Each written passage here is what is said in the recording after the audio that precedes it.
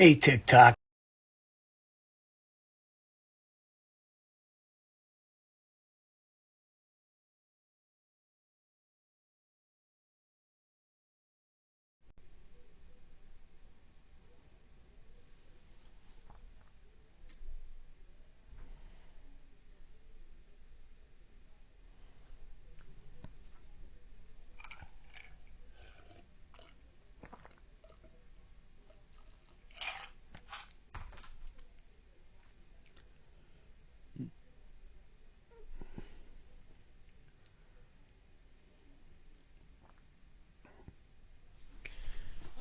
Okay, so it is Sunday afternoon, and I'm doing my live like I said I would on a Sunday afternoon. Let me straighten my iPad out. Sunday afternoon. Let me get my glasses.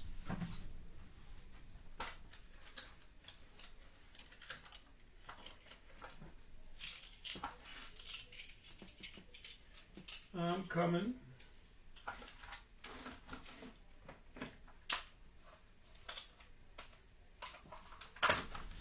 Sunday afternoon, everybody. How you doing? How's everyone doing today? Hey, Jeff from Ireland. Hey, I am good, and I hope it's good in Ireland. Good to see you. All right. Gary joined. Eddie joined. Terry joined. User 922905321 XYZ joined. I don't know. I feel like I have a lot to talk about today. I want to talk about a couple of the last TikToks I did this morning. I was answering questions, about hiring plumbers, electricians.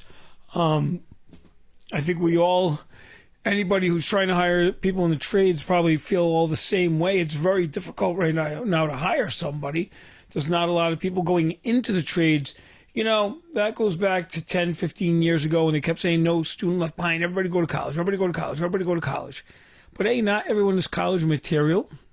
Number, letter A. Not everyone's college material. I'm sure not. I'm calling A a number.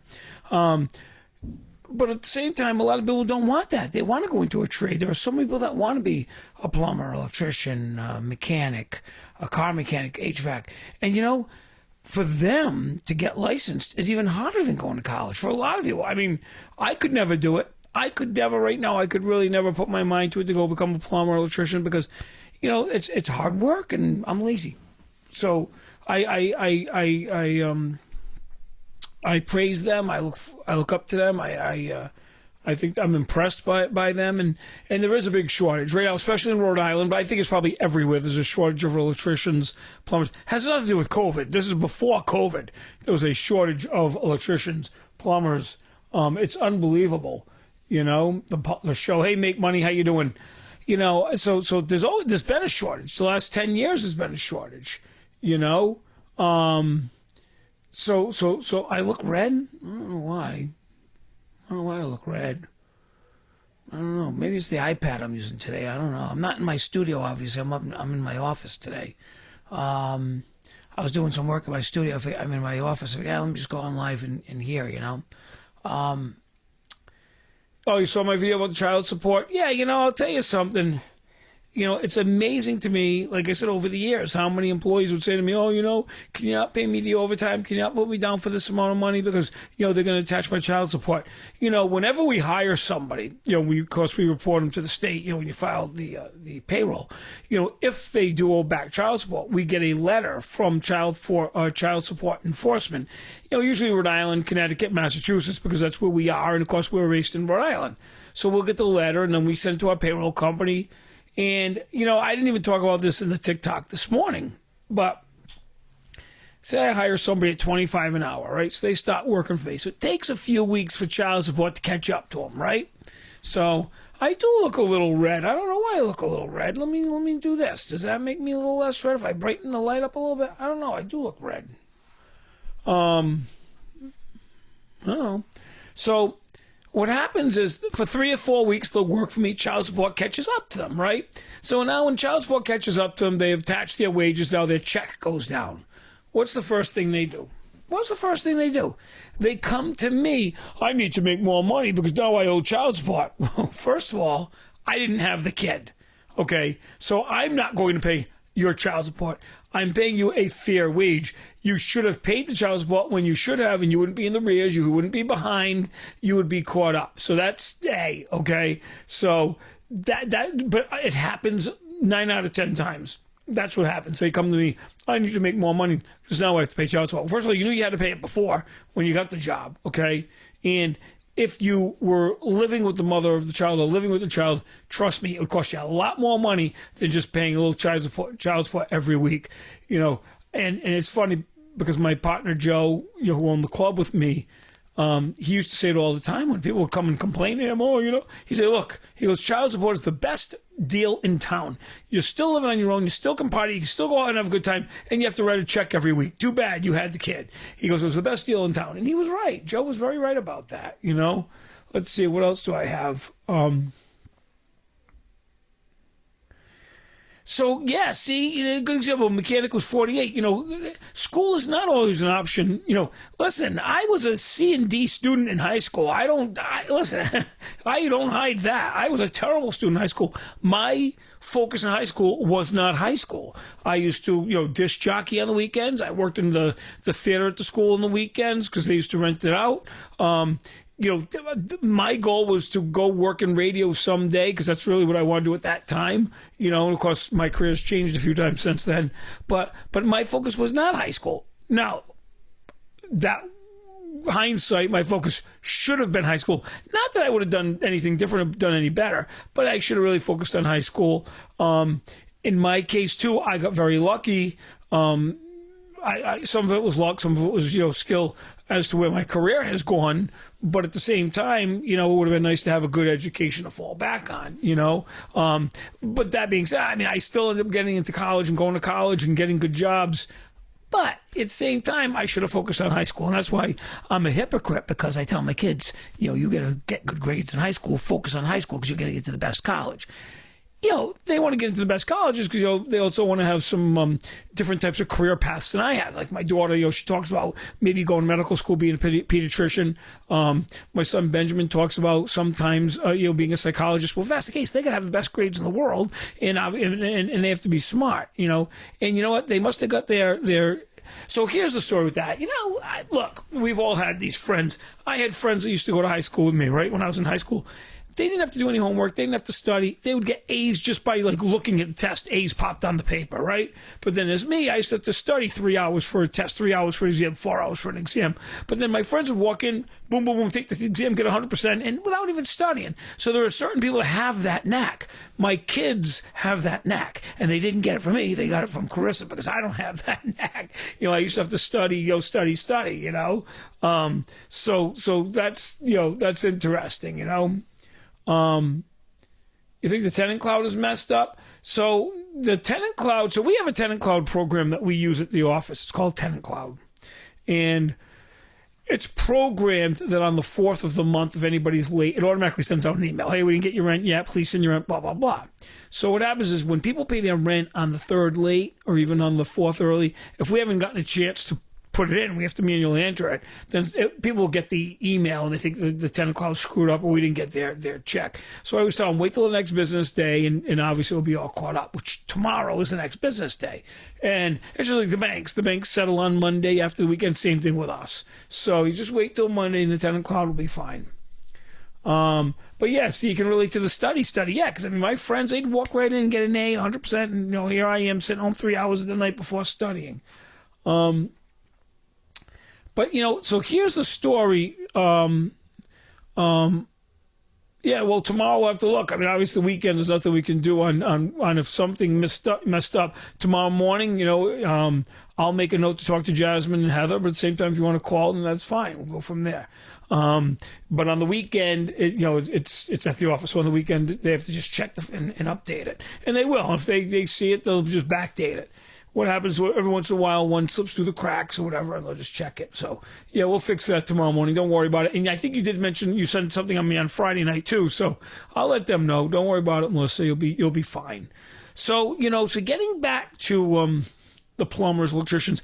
So what happened was this. Throughout the years, I always need plumbers and electricians for my flip houses, for my rental properties, the renovate, the remodel. So I've been lucky. I've always been to find them. I've always been able to find them. My plumber, who's been my master plumber since 2005, I think, he's retiring. He's in Florida. He's retiring. So I need to replace him. So what happened was I came up with an idea where there must be a plumber out there or somebody who went, it's just graduating, just getting their master's now. Maybe they're journeyman now, they're getting their master's. I'm thinking, you know what? Maybe they wanted to get into the business, but they don't have the staff. They don't have the management skills, the ability, the staff, whatever it may be. And they're thinking, hey, but I want to own my own business. Well, that's why I came up with the idea. Perfect. Just like Shark Tank. Let's partner. I can, when they go to Mark Cuban and Shark Tank, right? Or they go to Kevin O'Leary, okay, Mr. Wonderful.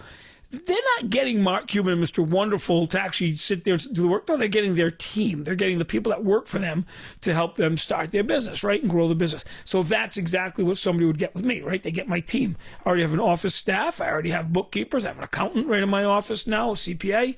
I got marketing people. So that's what they get. And that's why I thought of, hey, you know what? We get a plumber on board, licensed plumber. Now we can market, the plumbing business. We can now bring in more apprentices, journeymen, and we'll have our own plumbing business. And that master plumber now will make a lot more money than he ever would have on his own. I understand people this morning were like, oh, plumbers make $150,000 a year. Absolutely. Well, with my idea, this guy could make a hell of a lot more than that. I'm saying you pay a base salary. So just like me, I get a base salary, right? So, and it's a small base salary. I make my money at the end of the year. So same thing. You get a base salary that you can live off, something comfortable. I don't know, 75,000. I threw it out there, 75,000 a year. So something that you can live off of. What's that? $1,750 a week, right? So you get that check. But meanwhile, we go out and we get all kinds of customers, installing, bathrooms, kitchens, whatever it is, and the base is the base. It's really the profit doing those jobs. It's like my audiovisual salespeople. My audiovisual salespeople get a base salary, okay? Roughly their base, it's just like a car salesman. Their base is like $600 a week. That's not what they're living off of. $600 a week, $32,000 a year. That's not what they're living off. They're living off of the $10,000 a month in commission that they're making. That's what they're living off. That's their profit. So before COVID, my salespeople were making six figures, okay, in the audiovisual business.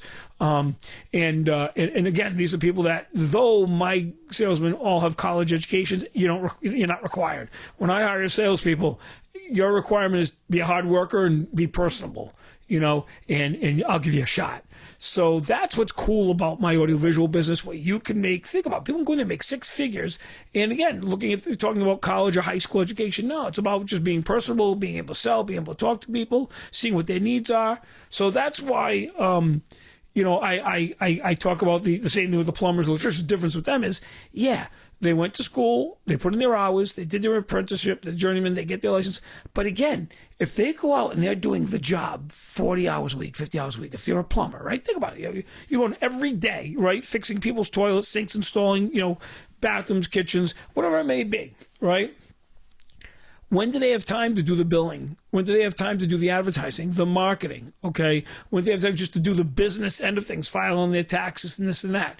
If at night, when they get home at 8 o'clock at night, or, because usually they start early in the morning, or do you treat it just like a doctor, just like a medical practice where you have secretaries, receptionists, and business managers? So that's what I would be. I would be the business manager, and they would supervise the plumbers that we hire, the assistants, the helpers, the apprentices, and the journeymen. So it's a great business plan when you think about it. I mean, if you look at any successful businesses, that's what they scale up. That's what it's called, scaling up. So they become a supervisor. They're a master plumber. They'll supervise, and they might check on the job, but we have people that work for them, and now we own a business together. So it was just funny because a lot of people said to me on the response, if you look at my comments, why should they share the money with you? They could just take it all themselves, keep it all themselves. Yeah, absolutely. Yes, they could. I agree with you. But again, if you scale up, there's more to be had. Why do the people on Shark Tank go on and pick Lori Grenier? Well, they pick her because they know that they've sold 100 widgets, but Lori can go on QVC and sell 1,000 widgets. Sure, she gets a piece of the 1,000, but they sold 1,000 instead of 100. So it's kind of business 101, simple, common sense. But it's so funny how many people like said to me, "Oh, you're greedy. You're taking the plumbers. You're working. You're being a middleman." No, I'm not. I'm being a partner, and we're growing the business, and we're working together. I mean, that system will work with a plumber, work with electrician, works with HVAC, painters, work with painters. See, what it does, it enables me to have the painter, obviously, to schedule, to work, for my business. But at the same time, it enables me to grow it. I already have a staff, and that person can make money too. And I can control the scheduling.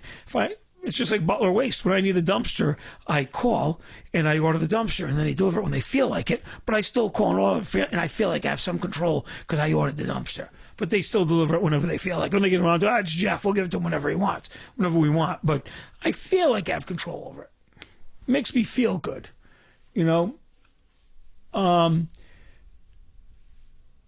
Have I ever bought a property with something illegal in it? I've bought a property where there was something illegal in it before I bought it. I bought that building, the big warehouse in Warwick I had bought. When I bought it, we walked through it. It had been an illegal marijuana grow. It was huge, 20,000 square foot illegal marijuana, but it had already been shut down before I bought it. The police had already, and DEA had already raided it. And then I also bought a house, the same situation, the one I'm working on now, the old farmhouse. That one there, I don't think I shot video. I might have shot video the first time. I think I do have a TikTok when we went in there. That was an illegal grow before we bought it as well. I've never bought anything that has anything illegal in it, when I bought it. No. Let's see. Well, yeah, okay, yeah, they could get a personal assistant part-time. You're exactly. Now they're supervising a personal assistant. They have to make sure the personal assistant knows how to do the marketing, knows how to call people, knows how to do the billing, knows how to order parts. Or when the plumber needs certain parts, knows what to order a pump, a toilet, a sink, whatever it is. So you're right. But again, now they're paying a personal assistant top dollar out of their pocket 100%. See, in my case, if we're partnering now, we're splitting the expenses, right? And we're splitting the profits. So that's why in my theory it works. If you look at any large businesses, that's what they do. Even my theory is even better. If you hire a large plumbing company, and they have a bunch of plumbers that work for them. Think about it. The company charges, $150, $200 an hour for a plumber. They're only paying their plumbers $75, right? So the company's charging $150, they're paying their plumbers $75, right? So the company's taking half the money anyway. So in my theory, the plumber is actually part owner of the company, if that word. And it's a great opportunity for a plumber to own a business, own a company. The thing is that now they're charging $115, but now if you have 10 plumbers out at one time at $150 an hour, that's $1,500 an hour that we're bringing in, okay, paying out our employees, but then the profits left to split. So that's what I'm talking about scaling up. It's very difficult. Some people get it and understand that's how you grow business and scale, and that's how people can profit in business, okay? And other people think, you're just taking that guy's money, you're taking a piece of his money, you want to be a middleman, but... Well, I mean, obviously, those people are short-sighted. They don't get it, and they can continue doing what they're doing. But the ones that do get it, do very well, and through the years, we've done different ideas like that. I've never done it to this scale where I'm thinking of expanding so much. I've done it with carpenters in the past, but now I'm thinking of doing it plumber, electrician, and that type of thing. So it's giving these tradesmen who are excellent at their job an opportunity to own a business, supervise many people, but not have all the risk, not carry all the risk. There was somebody that wrote on one of my comments this morning, he had to shut down because he was paying everybody, he was paying so much high labor, he wasn't bringing enough work, so he had to shut down. Well, in my case, you don't shut down. Obviously, that's part of my responsibility, being the partner. I have to finance the business, keep it going, keep everybody working, pay everybody, and make sure the work's coming in. So that's the other thing, that I bring to the table. That would be my responsibility, to pay everybody. Even if the business is losing money, I have to keep everybody paid. So that way, when we do have work, it's coming in, then we already have the people on the payroll. So it's just funny how people think... make money. There's excellent money in plumbing. I say, I'm talking about plumbing only because I have 3 electricians. Plumbers have seem to be the hardest people to come by. Plumbers are very, very difficult to come by. You know, I had one plumber that was working for me part-time, and he refused to touch old plumbing, only wanted to do new installs, did not want to repair anything, did not want to clog a toilet, unclog a toilet, take a toilet off, change the toilet. He only wanted to touch new construction, new plumbing.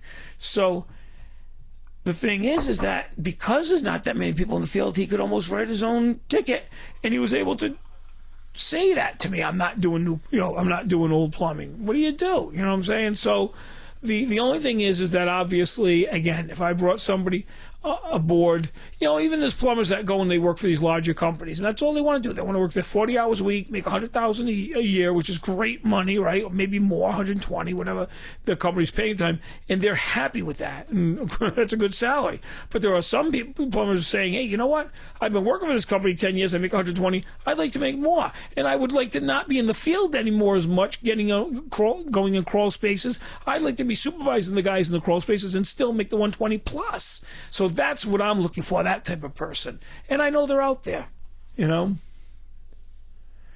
The bigger you have, the more risk you have. I actually find it the other way around. I think the bigger you have, the less risk you have. A good example is my real estate. I'll talk specifically about the real estate. When I started the business, when I started really buying 10 years ago and I had a few properties, obviously when I talk about 2008, when they had the banking crisis, that it was very risky back then. I was smaller at the time.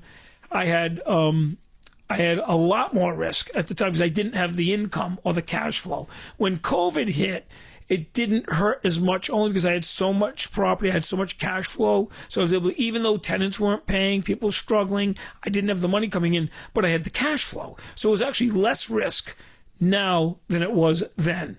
So that's why but you're right. I mean, there is a certain amount of risk with any business. If you start a business, there's a risk. There's a risk that, if I hired 5 plumbers and all of a sudden the phone stops ringing, then yeah, I'm paying 5 plumbers to sit around waiting for the phone to ring. So that's a risk. But again, I don't see that happening. I'm confident that I have a great staff. That's why I started Butler Waste. When the audiovisual business got shut down because of COVID, I took my staff and said, hey, staff, we're going to start a whole new business that we know nothing about. And that's why I started Butler Waste, and I used the staff there. So that was risky. But was it really risky? I had no choice. What was I going to do? Just lay everybody off and have zero? So I don't mind taking the risk. Obviously, I think you folks have seen that I've done the risk, New England Tech so here's the story about that. You make money. You are absolutely right. So New England Tech first of all, it's a very good school, but it is so expensive. And they do teach you the basics. And, here's the problem. Let's face it. Make money. You probably know this. There are so many people out there that know the basics. They even know the code. They just never went to school, never, got the license. So they don't hold that license. They don't hold that piece of paper. But boy, they know how to do a good job. They know the code. I'm talking about plumbing, electrical, HVAC, and they know what to do. Unfortunately, they don't have the license. But throughout the years, just working for other people, through the school of hard knocks, have learned everything to do. Okay, they've learned it. Like me, okay, so I can go plumb a whole house. I did it. I mean, I've plumbed houses. I plumbed one of my buildings back in 2000 when we renovated the building. I actually, and I also did the electrical work too, working alongside an electrician. But I mean, I learned. That's how I learned. Okay, do I have my license? No. Can I go wire a house and meet all the code? Absolutely. Okay, so that's the thing. But you're right. New England Tech is very expensive to teach you the basics, and that's why it's hard. And of course, then you get the student loans, and and it creates that whole problem. I've heard the same thing. I've heard the same thing, Stephen, that the recession might be coming. I've heard that. I hope not, but. Make money. You're absolutely right. That's exactly right. The state wants their money, and that's it. So it's unfortunate that, so here's a good example too. If you own your own home, and I would talk about that. If you own your own home in Rhode Island, and you live in your home, like my house here, I can pull a permit today to wire my house, to plumb my house, to rebuild my house because I own it. So as the homeowner, they allow me, as the homeowner, to pull a permit, do all the work myself. some people are handy and will do their work themselves, and some people will hire somebody to come in, but they allow me to pull a permit. Any properties that I own that are investment properties, I can pull the permit to do the construction because I have my contractor's license. And of course, the electrical permit we can pull because I have a master electrician on my payroll, and the plumbing permit I can pull because I have a master plumber on my payroll, and the license is attached to my company. But I can't pull the permit as Jeff Butler. I have to pull it under the master tradesperson, which is fine. But that's how it works in business. But for a homeowner, you can pull all your own permits, do all your own work. You know, of course, they expect you to do it to code, to do it right. There are so many people that do it half-assed and shitty, and that's the problem, you know? So, what do I think of the Ukraine war? Well, first of all, I don't even know if I call it a war. I mean, it's more of an invasion. I know people are calling it a war, but to me it's an invasion, you know, an illegal invasion in Ukraine, and it's too bad. It's a shame. It's awful. I'm really happy to see all the businesses that are pulling out of Russia and doing the right thing and standing up and saying that it's wrong. You know, there's so many people, oh, I'm going to stay in the middle. I'm going to stay in the middle. I'm Switzerland. I'm not going to say anything, right? But I'm so happy today Visa and MasterCard announced that they're pulling out. You know, they're not going to do any business in Russia right now. It's awful. But yeah, I don't even call it a war. It's an invasion. It's you know, an unprovoked invasion for that matter, you know. Do I still own the ice cream shop? Yes. So, speaking of the ice cream shops, right? So I own 3. I'm opening a 4th one, which looks like it's on schedule to open up in a few weeks. But all of them are opening up in a couple weeks anyway. In fact, this week is our big week because what I do this week is we contact all of our employees that worked for us last year. We find out who's coming back, when they're available to come back, when they're available to work, the hours are available to work. And Tim, who's my hiring manager and district manager, he will then start putting together the schedules of cleaning the stores, getting them ready to open, signage, and that type of thing. So that's what we do this week, getting ready to open in a few weeks. But the new store, we already had our sewer inspection. So I think I told you I would tell everybody step by step. So when you open up a new business, restaurant type of business, so you have to go to the city, you apply for a certificate of occupancy. When you apply for that certificate of occupancy, in every city, it's normal, it's quick, it's a nice, easy process. I'm going to let you know how it is in Warwick. So far, I applied for the certificate of occupancy. So you have to have a plumbing inspection, which is through the building department. You have to have an electrical inspection, mechanical inspection, all through the building department. Okay, they come, you know, you have to have a fire inspection and you have to have a sewer inspection. Well, when you apply through the building department. So fire and sewer's already reached out to me.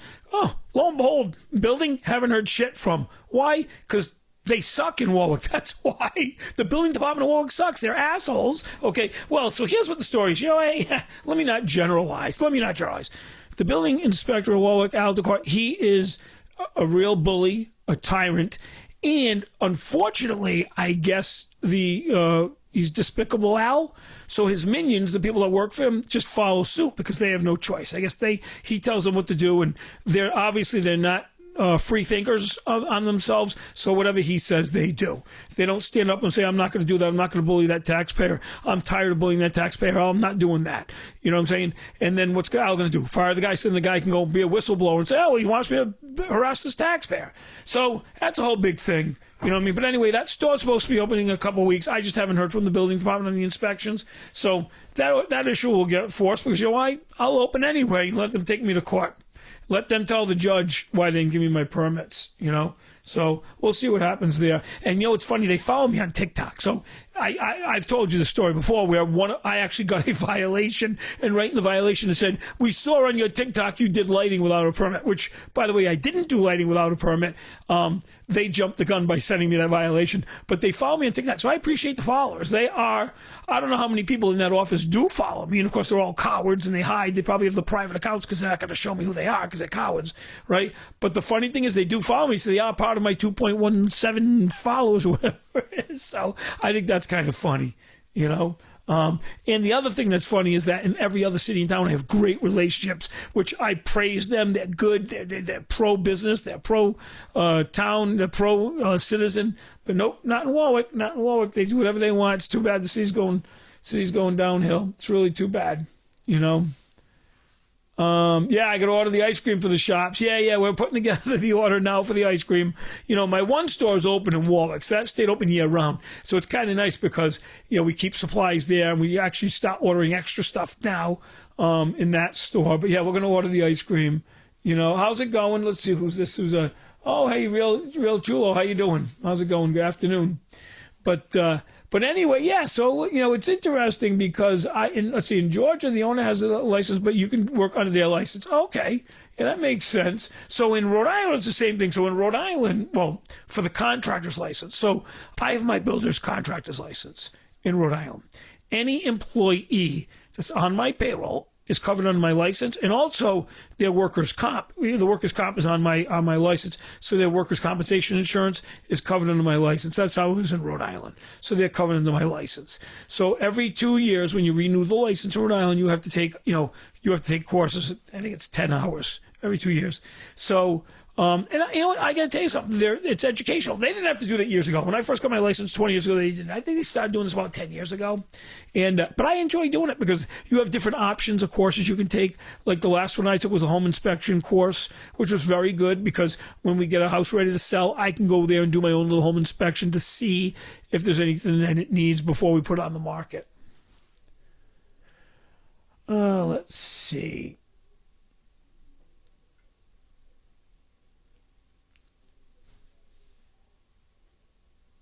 Oh, at what point do I stop putting properties into an LLC? Well, I do right away. When I buy a piece of property, it goes into an LLC right away. And in fact, I just started a new LLC January 1st where I put the last 5 properties into that LLC. I'm getting ready to buy another large portfolio of property, so I will start another LLC for that. But yeah, I do it every time. I put properties in LLC. And, it's interesting because I never knew... this is an area that I never really paid attention to. I let my attorney will tell me, okay, Jeff, it's time to start another LLC, put the properties in LLC. It's about exposure. It's about liability and exposure. So he'll tell me when it's time. But right now I know it's time because I just put these new 7 properties into one LLC when I bought that big piece of property in Cranston. So that's a new LLC. But going back to what Make Money said, yeah, there's good money in plumbing. I mean, there's real good money in plumbing. It's a great business. That's why, like, if my kids didn't know what they want to do as a career, I would say to them, hey, go into plumbing and in electrical. You know what the problem is? It's not glamorous. All these people out there, oh, I'm a plumber. Hey, who gives a crap? You're running all the way to the bank and making more money than anybody else that you know. Don't worry about being glamorous. I don't get. Do you think the trash business is glamorous? No, absolutely not. Okay, the trash business is far from glamorous. So same thing with plumbing. And it kills me how people look at the image of the. So when I started the trash business, right, my kids were all embarrassed. They didn't want to tell anybody that I owned a trash business. They wouldn't tell anybody. Their friends. It's not about that. It's about, at the end of the day, making money. It's about making money. It's about supporting your family. It's about having a future. It's about having a retirement. It's not about what it is. So as long as you do a good job at what it is, okay, that's all that counts. And you're honest, you're ethical, and you're moral. Okay, that's what matters. Speaking of honest, ethical, and moral, let's jump the ship for a minute and talk about something. So the other day I did a couple TikToks. I was talking about that Judge Van Coogan, how he got the $3,000 bonus from the state, right? It was on the news. And I was talking about how he got So what happened was, somebody wrote on there, hey, he's entitled to it. He can get the $3,000. And I was like, yeah, he's entitled to it. But at the same time, and it's legal. But is it honest and is it moral? Is it honest and moral? And that's what I always preach during the day. Look, it might be legal to do some things, right? It might be legal. But is it honest and moral? Can you live with yourself at the end of the day? You know what I'm saying? Like these double dippers that go out on, they'll go out on an injury. You see it a lot on the news. They'll do it like a former fireman or policeman. They'll be out on injury or they'll go on an injury disability, but then they'll get a whole nother full-time job doing something else and they'll work on out at a gym and fine. Legally, they may be entitled to it, but is it honest and moral? You know what I'm saying? Is that what they're teaching their kids? So that's just a side thought. Just wanted to mention that. That's just me being petty, I guess, What would you consult a small business owner? Obviously being paid. Well, I would consult a small business owner without being paid. I'm not looking to get money. When I give advice or share my experiences, I'm not looking to make money on it. I enjoy doing it because I'll tell you why.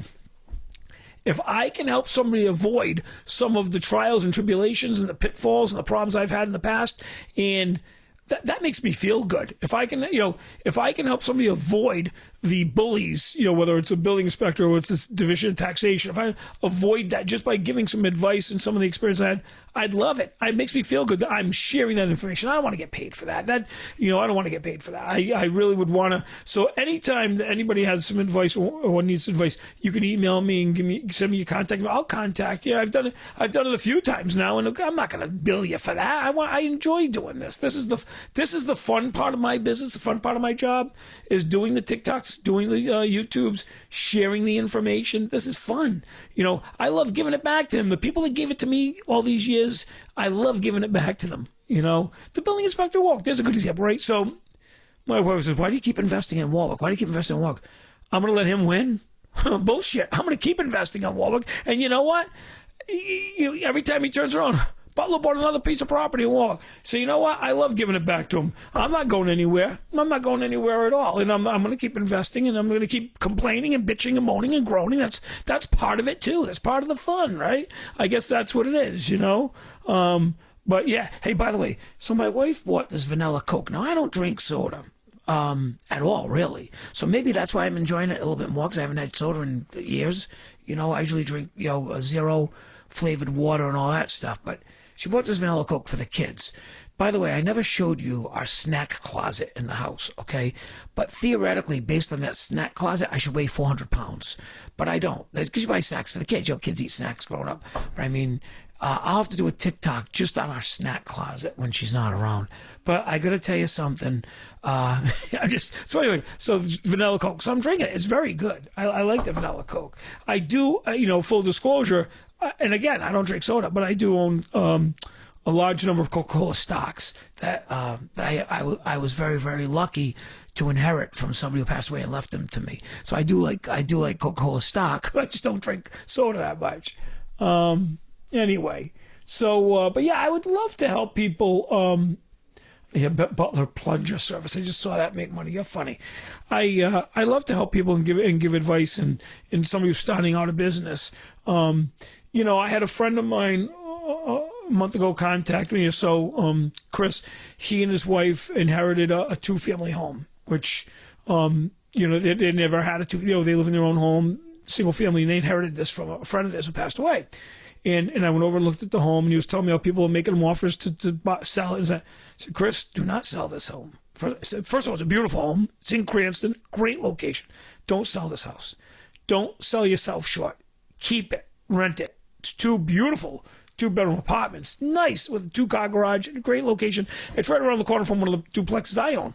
And I said, no, don't sell it. Don't let these people tell you. Everyone's quick to try to make a buck. Oh, yeah, let me take it. It needs this, it needs that. First of all, it didn't need much at all. So I told him, keep it. And that was my advice. My advice was, keep it.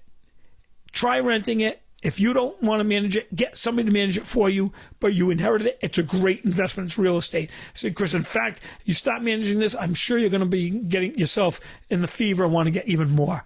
So that was my advice to him. So far I think they're keeping it. And, but I'm not telling them what to do. I'm just telling them what I would do. And that's with anybody on here. I don't tell anybody what to do. I tell you what I would do. Now, what I would do, is it always right? No, but I'm a little risky. I'll take a chance. I'll do this. I'll do that. In his case, it's not really risky keeping it because they inherited it. But I just think that it's a great future as kids are young, like mine. And I think it's a great look. You can't go wrong. So that was my advice to him. So, we'll see what happens, But anyway, let's see now what's going on here. I still own the ice cream shop. I know somebody asked about that. Yeah. So I guess Brian's on because Brian's talking about the stuff. So let me tell you about Brian. So you guys don't know this, okay? You met Brian. Well, of course, Brian, you met him on the Friday when he got drenched by the plow, and then he came on my live last week. Well, the other thing you don't know is whenever we go away, whenever my family goes away, Brian takes care of the house and the dogs. He comes in, he moves, stays in the guest suite, and he takes care of the house and the dogs, okay? So our deal is, as long as we keep the snack closet completely full, he's all set. That's how we pay him. We pay him with food. No, I'm kidding. He does get paid, but no, the snack closet, is there for him, and it is amazing. It's great, So, but at least I have him to back me up on the snack closet. It's funny. The snack closet's funny.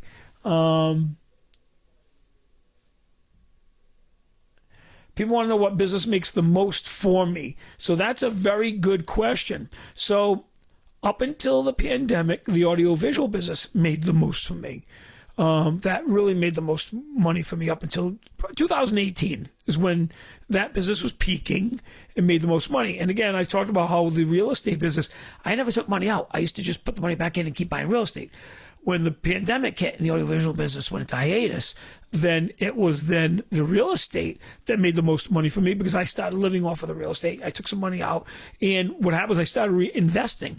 And since 2018, 2019, 2020, 2021, I really invested in real estate. I bought 20 properties. I added 180 units to my portfolio. We're up to 380 now. And that was all over the last 2 years. So now to answer the question, the real estate does make the most money, though the audiovisual business has come back now in the last 3 months and is peaking. It's starting to, well, not peak, but it's starting to go up the hill. This month, March, is a huge month for the audiovisual business, where it's going to have a couple $100,000 in sales in March, which goes back to 4 years ago. So the audiovisual business is starting to come back. The waste business, which we've been paying closer attention to, doesn't really make a huge profit right now. When I say it doesn't make a huge profit, I'm talking it might make $1,000 a month. Okay, so we're talking a no profit. But it's not supposed to be. It's a new business. It's only a year and a half old, and we keep growing. Brian's still signing up customers. Every day we have customers call us up. We had that new one a couple weeks ago. Hey, I saw you on TikTok. I need a dumpster. So every week we're signing up new customers. That company that type of business is a slow growth business, okay, where you sign people with contracts, and eventually when you have a large number of contracts, you sell the business. That's the business plan on that business. So that one doesn't make money. The ice cream shops, I have 3 ice cream shops. Again, they're seasonal businesses. They don't make a lot of money, but they do make some money. I mean, I'll go back to 1998, my very first year. So the first year I went to the ice cream shop, I didn't know what I was doing. We kind of broke even. We might even lost money. I renovated the shop in the winter. We completely remodeled it the next year, and we went the whole season. At the end of the season, I think we made $25,000 profit. Well, that's not bad when you think about it. For a part-time family-owned business, at the end of the season for that year, in 1990, we made $25,000 in the one ice cream shop. So take that times 3, $75,000. Not bad for a part-time business, family-owned business. You're not going to get rich at it because, again, it's only open 6 months of the year. But what's nice about a family-owned business is everybody in the family can take part. If you have kids, they can work there, so you're generating income from them.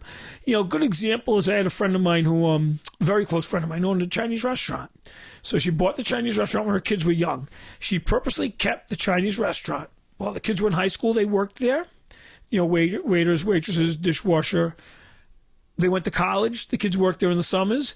But the restaurant profit paid for the kids to go to college. No student loans. As soon as the kids were out of college, they were both on their own, right? Or 3 of them all on their own. Then she sold the restaurant, put the money in her pocket, and retired from that particular business. Great business plan. Great business plan. Yeah. Did she work hard now because she had a regular career plus the restaurant during those 8 years or so? Absolutely. But you know what? The restaurant paid the bills for those 8 years and gave the kids jobs. Actually, her husband worked there as a chef. And then after they sold the business. So, I mean, what a great business plan. I admire that, okay? And that's what it's all about. So the ice cream shops, that's what it's about for me. It gives my kids jobs for the next few years. And after they get out of college or after they get done working at the ice cream shops, I may at that point decide to sell them. You know, I've talked about that with my wife. At that point, it might be time to sell those businesses. I still own the properties, but at that point, it might be time to sell the businesses and let another family have the opportunity to do the same thing, because it's kind of cool, you know?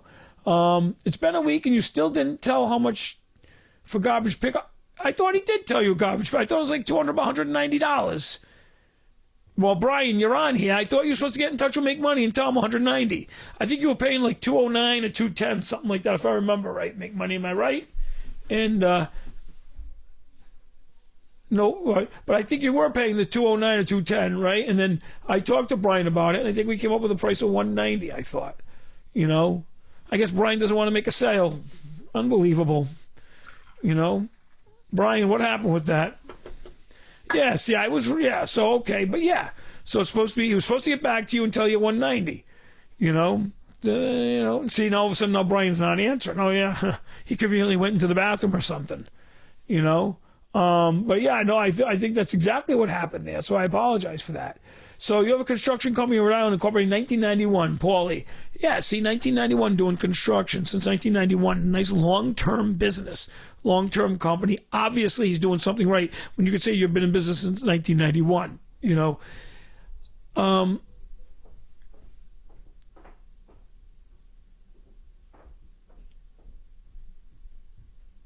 Let's see, I answered that. Oh, yeah, real chill. Have prices gone crazy? Listen, I need to buy a 200 amp. You guys, well, a lot of people won't know what this is. A 200 amp meter socket with a bypass. Okay, so I need 4 of them. Now, what that is for people that are going to own multi-families, are going to, when you have a multi-family house, 3 units or more, you have to have a bypass on your house meter, electric meter. So I bought some new properties that I'm installing fire alarm systems in, so I have to install a house meter. You don't have to have a house meter for if you're just going to have 3 units, but because I'm putting the fire alarm system, 4 units or more, I need to have a house meter. And if you have the house meter, you have to have a manual bypass. Now, what a manual bypass is, it's a lever on the meter socket, so you can bypass the meters, the meter to have power in the house. So that way the alarm still works if the power's out. If the power gets disconnected in the apartments. Anyway, I need to buy this meter socket. Well, nobody has them in stock. They're not around anywhere. You can't find them anywhere. I mean, you Google them. The supply houses don't have them. So, it's like anything else. It's like the Cabbage Patch dolls. Go on eBay. This $200 item, this $180 item is $1,000 on eBay, right? People are selling these meter sockets on eBay for $1,000. So anyway, believe it or not, you guys aren't going to believe this. I mean, they're nowhere. If somebody has them and you know where they are, you let me know. So I found 3 at a Home Depot in the Hamptons on Long Island, New York. Okay, they're there. It's the only Home Depot in the country that has them. So what I did is I bought them and paid for them online. So now they're there waiting for me to pick up, right, in New York. Well, for me, it's a 4.5-hour ride for me to go drive and go get, because you have to go through New York City, go right around, go on the island, or you can take the ferry from Groton, Or plan B is tomorrow I'll actually have a courier go pick them up and ship them to me is what I'm going to end up doing. So it's going to cost me money to pay the courier to get them to me. But at least I'm getting 3 of them for $197 each. I'll pay the courier probably $150 to ship it to me. So an extra $50. So I'm paying $250. But that's a good example where there's nothing around and the prices are out of control. $1,000 on eBay. That's unbelievable. And I don't understand where all this stuff is. Are they not making it? Is it in shipping containers? I don't get it. But anyway, so that was the story on that. So that's where I get creative with things, and people laugh at me like they can't believe I do stuff like that. But I'm going to tell you my friend. So I'm going to tell you guys my friend's cereal story. So my friend Paul, very good friend of mine, who owns a computer business, okay, software business, and he moved from Rhode Island up to Maine. He lives up in Maine. He runs this business, and he sells it's software and hardware. He set up this special software that sells parts on eBay and on Google and on the internet. He sells computer parts. Anyway, this goes back probably 15 years ago. He wanted some Hilton Honors airline miles. To travel. He loves traveling. He's been all over the place. Okay, he's been everywhere. So he bought on eBay. He bought a truckload, an 18-wheel truckload of of cereal. It was Kellogg's cereal, and they had a special thing going on where you rip off the top and you get like 1,000 air miles. He didn't care about the cereal. He wanted the miles, the Hilton points. It was Hilton points. He bought a truckload of cereal in North Carolina. He donated it to a soup kitchen, and he made a deal with them and said, look, you guys can have it. Just send me the tops of the boxes. And that's what he did. He had over 1 million miles. True story, over 1 million miles. I think it was like 1.2 million miles that he had. He's still working off of them. That, again, is creative. It was innovative. It was amazing when he did it. And those are some of the things that, impress me when people do that. But he bought a whole truckload. And I think he only paid like $1,000 for it. And we're not talking a lot of money. And he had it delivered at the soup kitchen. He called around all the different soup kitchens, asked them who had the room to do this. They had volunteers that could do it.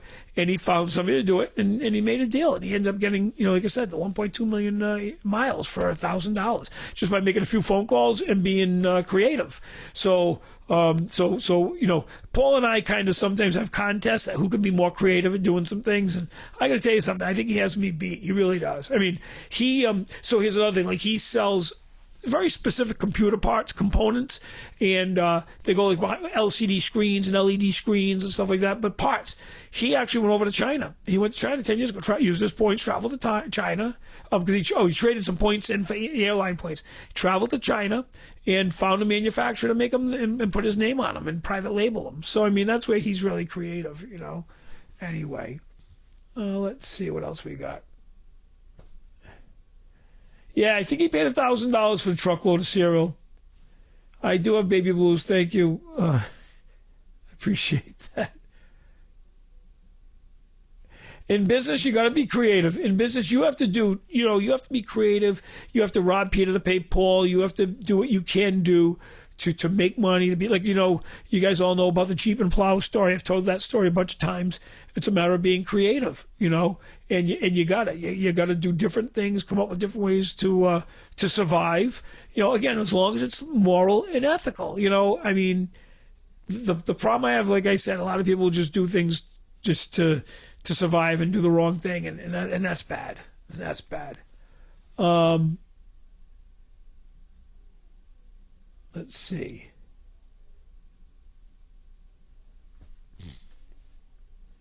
Oh, the green S&H green stamps. I remember S&H green stamps. So everyone has to remember S&H green stamps. So S&H green stamps was great. They used to have a store right near Almax, if everyone remembers Almax. And my mother used to shop at Almax and get the green stamps. And I used to steal her green stamps because they had some really cool stuff in there. I remember getting binoculars once, and I used to steal my mother's green stamps all the time when I was a kid. Yeah, that's funny. Hey, Plumber 1011, how you doing? So, welcome.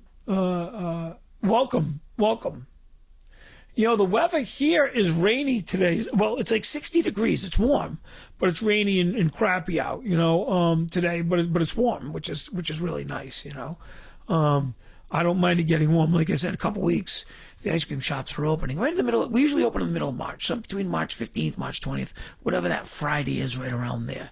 I think the Friday was the 18th, so I'm either going to open the 18th or the 25th. It all depends on if I can get the stores ready and the staffing in place, and then we'll be up and running. So,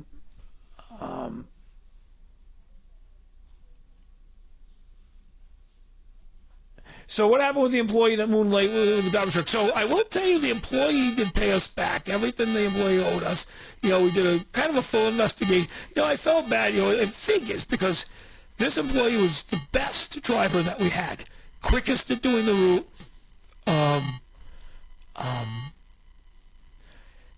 The employee is somebody who I admire as well, believe it or not, because. I talked about this morning on my TikTok, and that's why I can't be a hypocrite. So this employee is a single mom working hard to raise her daughter. Single mom, right? We know that stuff. I talked about it this morning, TikTok. Had nothing to do with this, by the way, but this question just came up, so I might as well talk about it. She paid us back everything, paid us back for the truck, apologized. We did suspend her for a month, and she did come back last week, and she's been outstanding since she came back. So wanted to give her another chance. I believe in second chances, sometimes a third chance, depending on what it is. But we did get paid back. Everything worked out well. She's made amends, I guess you could say. And again, it's one of those things where I'm not black and white. You got to look at each situation as it is. But she is a single mom raising her young daughter. I admire her for that. She gets up every morning early. I mean, garbage truck drivers start at 5 in the morning, and work till 2 in the afternoon, whatever. And yes, and she's a female garbage truck driver, which obviously there are not a lot of them out there. And she makes the guys, look bad.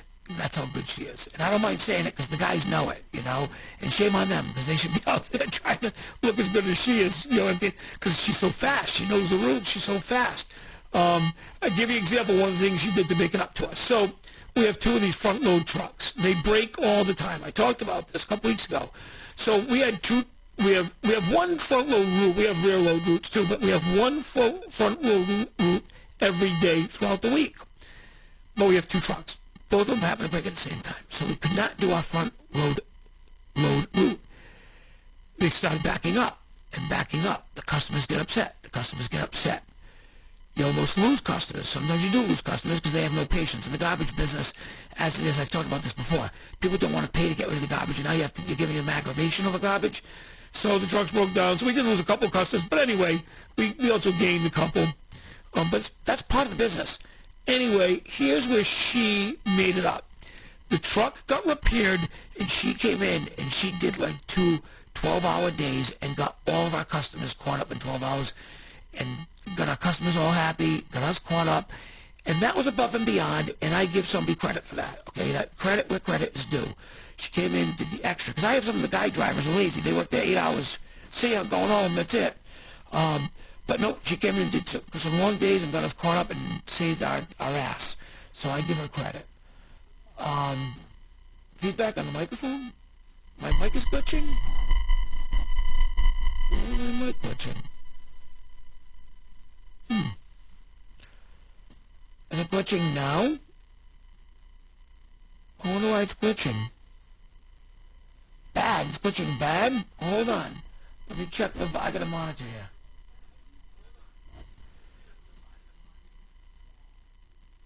Alright, let me turn it down. Maybe it's too loud. Is that better?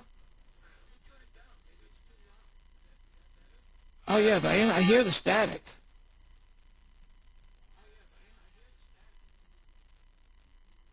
Well, I can always change microphones if I have to. Now, did that just happen? I don't know if it's the microphone. Yes. Let me do this. How's that? Does that sound better? Well, I don't know why I'm all bright now, too. I don't know if this...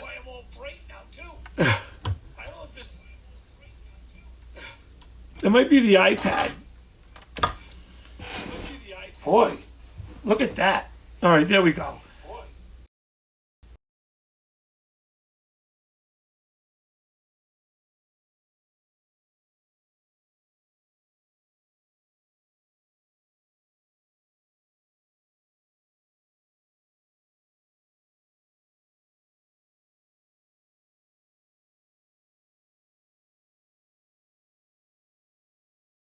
The questions on.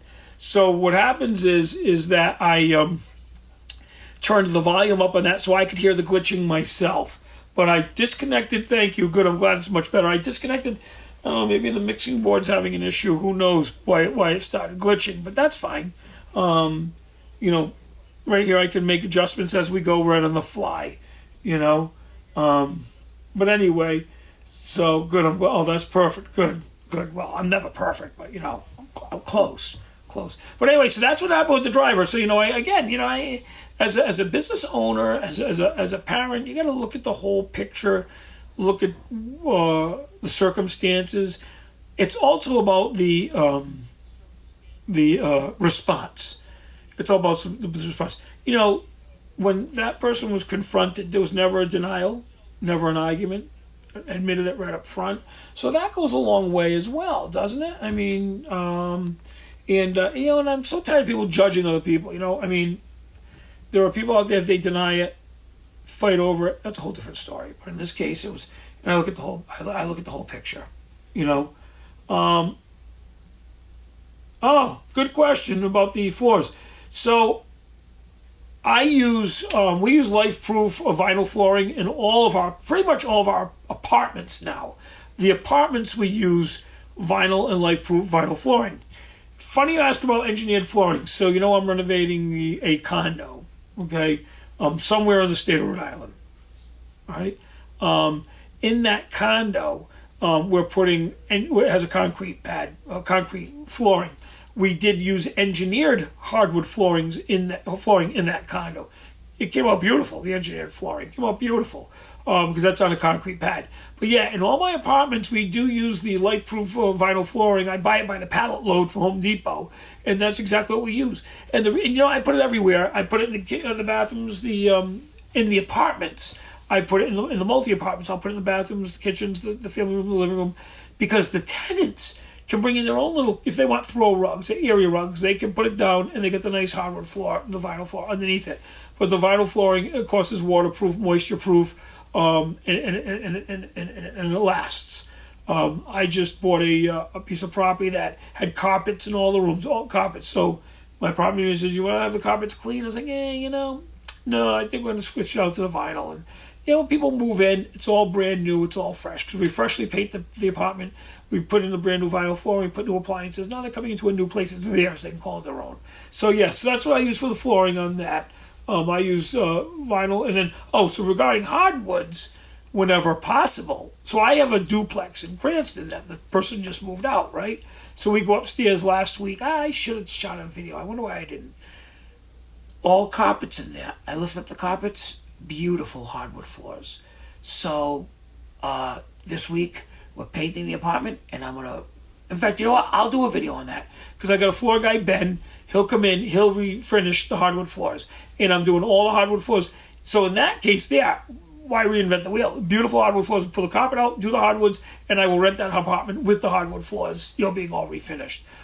So whenever possible, in a flip house or in any of my own buildings, if there's already hardwood floors, whenever possible, I will refinish them. Now, the reason why I say whenever possible is sometimes the floors are too far gone from cat stains and dog stains and this stain and people stains and whatever, and you can't refinish the hardwoods, and that's a shame. But if I can refinish them, I will. Sometimes you can hide the stains by darkening the floor, by staining it a little darker, but then it makes the hardwoods dark. But again, I have to look at it on a case-by-case basis. So, don't step in any oil. Yeah, that's funny. One of my tenants stepped in oil last week. I was a whole other. Oh, yeah. Everyone, I think, knows that because it was on my live. That's right. Not my tenants, but my employees. There's two sides to every story, right? So he calls up, somebody left a bucket of oil, a 5-gallon Home Depot bucket of oil around, and I kicked it and it fell over. That was his story to me during the live, right, everybody, right? Come to find out, that's not what happened. It had a cover on it, and the lazy bastard, instead of setting up a ladder to reach something, he stood on the bucket, and it tipped over. So now you find out after the fact the truth, right? Yeah, somebody left it, he kicked it by accident. Bullshit. So that's what you're dealing with every day, right? You deal with people, things like that. So that happened right during my live a week ago Friday when I did my live. I am going to do, like I said, another live, on a Friday afternoon at the office, because people won't believe how crazy the office is on a Friday afternoon. But anyway, so that's funny. Undercover Boss. So we talked about that. So Undercover Boss, my audio-visual business, I have been an undercover boss many, many times on the audio-visual business. Throughout the years in the audio-visual business, I never wanted our clients to know who I was if I went on a show, or if we hired outside staff, outside labor, union labor, freelancers. So what I would do is my employees knew under no circumstances I would just say that I own the company or I'm the boss. I remember a show that we did in Texas. I went down there. We had to hire 17 union people. I went down there as a regular laborer. I helped set up equipment, set up screens, and I was there just purely as a laborer, but I owned the company. In California, I did a show with Rick, Rick is one of my show managers now. We were in California probably 6-7 years ago doing a show in San Jose, at the San Jose Convention Center. And we were doing the shows, me and Rick. We hired a couple of local people to work with us. Now, again, I went as an employee. Nobody knows I'm the owner. Well, the funny thing was the actual salesperson on the show was Mike. Mike is my special projects person now. The client from the show called up Mike during the show and told Mike that these are two of the worst technicians she ever worked with, and she wanted him to send two new technicians. So Mike calls me up and goes, Jeff, what the hell are you doing down there? The client hates you. I'm like, I have no idea. I have no idea. What? She goes, oh, you're unresponsive. It's blurry. The thing's a mess. So Rick and I go up to her and say, hey, listen, Mike said you're concerned. We're just trying to make you happy. She goes, well, it's not me. She said, somebody in Salon B is complaining. I said, oh, okay, so somebody came to you and complained something, and then you related to Mike. No, I didn't say you told Mike we were the worst technicians you ever had. I just said, okay, let me go see the person in Salon B. Well, the person in Salon B, what a Karen. Talk about a Karen. She was a Karen, okay? We couldn't do anything right. She was awful. But anyway, she had the other ladies there, and it was a big mess. But it's just funny. I was Undercover Boss. They had no idea I owned the company. And here they are asking for two new technicians because me and Rick suck. Rick's been with me like 14 years. He's fantastic, right? He just got back. Actually, I think he's getting back tomorrow from doing 3 shows on the road.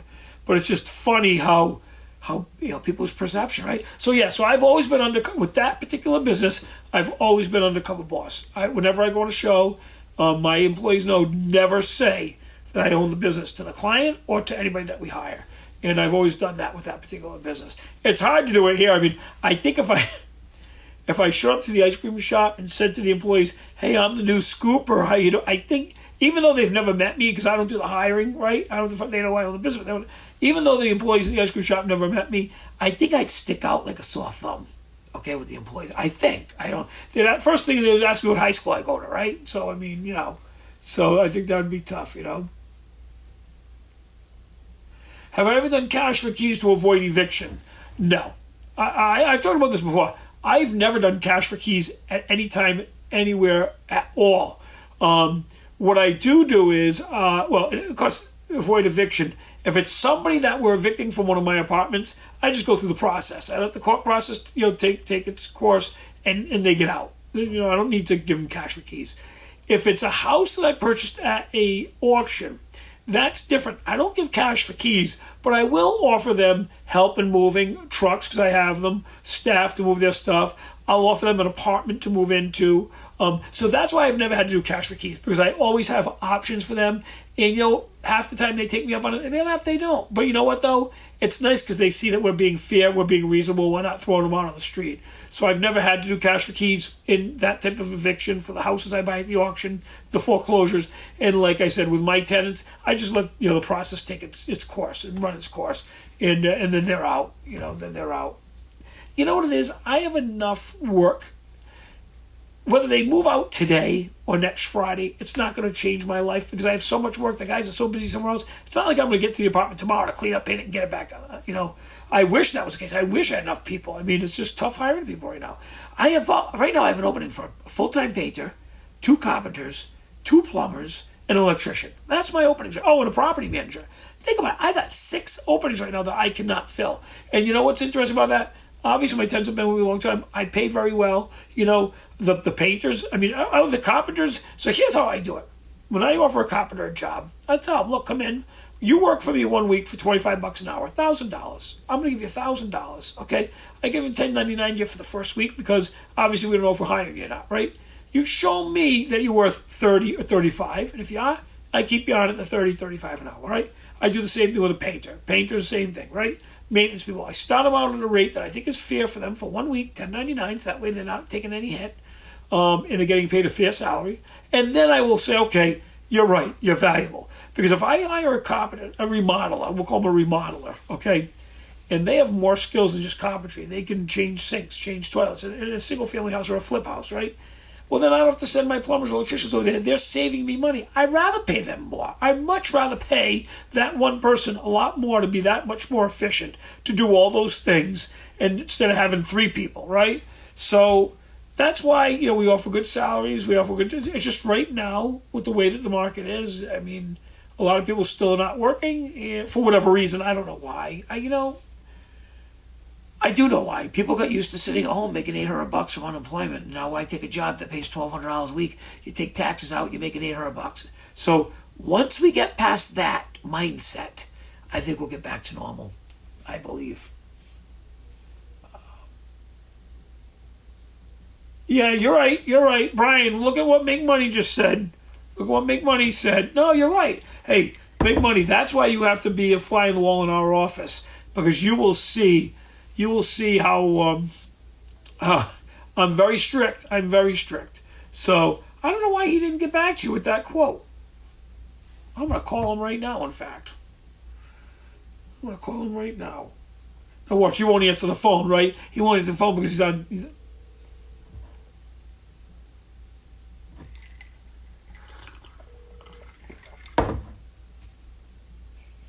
Yeah, you know why I'm calling you. Yeah, I can see it on the thing. I'm back at Home Depot right now. What are you doing at Home Depot? I need to pay for some. Oh. So what happened with that? I thought we left it as he was going to get us a copy of the invoice from his friend, and then we were going to match that and beat it. Well, yeah, but he told us how much he was paying. Yeah, well, Brian's right, by the way. I'm on my live. So Brian's right. Normally what we do in normal situations is we will ask the potential client, show us a copy of your invoice, and then we will beat it by 10%. So, Brian, you're right. In this case, though, Makes Money. I trust him. He's been a good friend of mine since I started on TikTok. He's been supportive. So I was basically giving him a little special extra attention until now it's been a week. So you can give him his formal quote, Brian, for the 190 that we talked about. Okay, that's fine. All right, but you're right. Brian is right. But did you ask him for the quote or no? Well, I thought that was where we had left it. I thought that was, So I was supposed to ask for the quote because I don't run the waste business. No, I mean, I thought that we had left it as he was going to ask his friend for a copy of the invoice, and then he ended up getting us the price, and then I said that price is a very good price. Yep. We'll beat it. Yep. For you, and but I just got to see if I can see it. That'd be great. All right. Well, tomorrow, why don't you give him a formal quote tomorrow morning for the 190 like we talked about? Yeah, when I get back in the office tomorrow, I will look that up and get that straightened out. All right, I appreciate it. Thanks. No problem. All right, bye. Bye. Bye. So Brian is right. So when we started the business, that was one of the things we did. We figured just like all other businesses, show us to us in writing and we'll beat it by 10%. In this case here, Makes Money. Obviously, you've been on with me, and that's why I was like, I didn't need to see the invoice. I trusted you. In fact, it was I know he didn't ask for the invoice. I know. But typically, that's what we do. So it probably was he and I, when we talked about it, he might have told me to ask you for the invoice, and I didn't. That's typically how we do it. But I would have said to him, I'm not worried about asking for the invoice because it's you, and the price you gave me was very realistic. Sometimes people will say, I'm paying $100 for my dumpster, and then we do the math. So the way we do the math, this is actually interesting, and this is something for you folks to understand. If you have a restaurant, or if you have a multifamily like Makes Money has, the garbage weighs differently. So in the industry, and of course I just learned this myself from our consultant. I had no idea. So I'm sharing information with you that I just learned. Okay, I'm not all knowing. I learned it. You have to do the math and you have to calculate what you estimate the garbage to weigh monthly and then yearly. Then what happens is you figure, okay, say it weighs 2 tons for the year. Well, we know a ton is $110 in the landfill. That's $220. So we know throughout the year it's going to cost us $220 to get rid of that garbage, right? Now we have to figure out, okay, our truck going there twice a month, picking up our labor, truck, insurance, all of our costs. So you calculate. That's how you come up with the monthly fee to estimate how much it's going to cost. So a multifamily costs less than a restaurant. Restaurant's garbage is heavy, so it costs more. An auto mechanic shop is heavy because it's all metal and car parts, so that costs more, right? But if it's an office, well, that's light. It's just paper goods, right? They throw away paper, so it's light. So that's how we estimate the cost of picking up garbage. So houses and multifamilies is just normal garbage, right? Paper, trash, whatever it may be, food. So it's a mix of everything. So it's lighter than a restaurant, it's heavier than an office, so you pay a little bit more. So that's why when Make Money said it was like $209 or something for the month, that was realistic because we know it's a 12-unit multifamily twice a month. And I know because I own multifamily, so I know how much my trash costs to get rid of. So that's what happens there. But we've been told ridiculous prices from people before. That's why we say, hey, give us a copy of your invoice and we'll beat it by 10%, So that's what happened with that. But Make Money, I'm going to make sure he gets you in writing tomorrow. And that's what happened there. So, sometimes things fall between the cracks and maybe that's what happened. And, Brian's so worried about doing something wrong sometimes that he, because I yell once in a while once in a while, once a month, I might lose my temper, lightly, slightly, right? So he gets worried about doing the wrong thing. So I think that's what happened there. But anyway, sorry about dropping the ball, but there's a good example where we do drop the ball once in a while, and in business, and it's tough. You hate to see that happen, but you know what? I have to take responsibility. Yeah, I didn't give him Taco Bell. I being the business owner, right? The buck stops here. I have to take responsibility. So maybe it was the case where he did ask me to get the invoice and I didn't do it. But I wouldn't have anyway from Makes Money, only because in our dialogue, and I make money. By the way, full disclosure, we met here on TikTok. But just by our interactions and stuff, I can tell he's a really good guy. And that's why I... hey, by the way, did you ever sell your truck, your Silverado to Make Money? Did you ever sell the truck? I know you had that for sale. I drove by. I saw it a couple weeks ago when you sent the picture. I happened to drive by and saw it. It was nice. So, okay. All right. So, let's see. What else is there? Well, I can't give it to him for free because it costs less money, but we're giving him a discount. He's going to be paying less than what he's paying now. It's interesting. So in the trash business, right? So... funny, so we are working on a discount program for the roll-off, the construction dumpsters, because we're trying to encourage, construction companies and paint and roofers to use us all the time, right? So Brian and I were talking about, and actually Nicole's in the office now, we're talking about a program where if they rent, kind of like my ice cream program, where you get 10 ice cream cones, you get this, because, we give out the punch cards. And by the way, if you didn't know that, when you go to my ice cream shops, make sure you get a punch card. Every 10 times you go there, you get $5 off the next one. So, which virtually could be free if you buy, an ice cream cone or whatever it is, a sundae. So, anyway, I want to do the same type of thing with the roll-off dumpsters, where you get 10, and the next one would be discounted somehow. So when you rent the dumpster from us, a roll-off dumpster, what we build into the price is, of course, our cost in delivering it and picking it up. And also, though, what's built into the price is 2 or 3 tons going to the landfill, which we have to pay that money. So if we discount it, obviously we can't discount that because that's not our money. That's going to the landfill. We can only discount the amount that we charge for delivering it and picking up. So that's what we're working on now, trying to come up with a nice system where somebody who rents from us, like a roofing company, if they do roofs every day, they could be renting 5 dumpsters a week from us. So that's what I'm trying to do. I'm trying to come up with a system where, in the industry, nobody does this, by the way. So this is in the garbage industry. When I even suggested that, the consultant thought I was a nut. So what's the difference? It's just like the ice cream business. You do get the punch card. What's the difference? They don't do that in this industry. Well, you know what? Maybe they start, modernizing the industry a little bit because I want to increase my business and I want to keep the same people coming back and forth. So I thought that was interesting that nobody in that business does something like that. You know why? Because they're all cheapskates, right? So I want to build the customer base. That's my goal, build the customer base, So that's one of the ideas I came up with that we're toying with. The other idea I'm toying with is having some sort of a dumpster club where they pay a fee every year, right? They pay a club fee and they get discounted dumpsters every single time. So, whatever the fee might be. Say the fee's $100, right? So maybe they get, $15 off every time they rent the dumpster. Okay, so that means the first 7 dumpsters, they break even on it, and after that, they're saving $15 on every dumpster. So that's another thing I'm toying with. And again, they don't do that in this industry. This industry's like, let's take your money and screw you and overcharge you and show up when we feel like it. And, and I don't want that. I want to, we want to give back and want to have a mutual relationship with our customers. So those are some of the ideas that I come up with to do, for things like that, for marketing the business. So there's an idea, something I do with my ice cream business, okay, where it could cross over and work in the dumpster business, the trash business.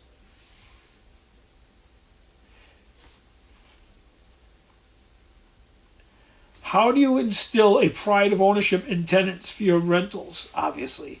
So a pride of ownership as far as, you mean them living there and being proud of living there? Is that your question? I'm not really quite sure. How do we instill, because they know that, we give good service and we get back to them, but are you asking as a rental how they are proud of where they live?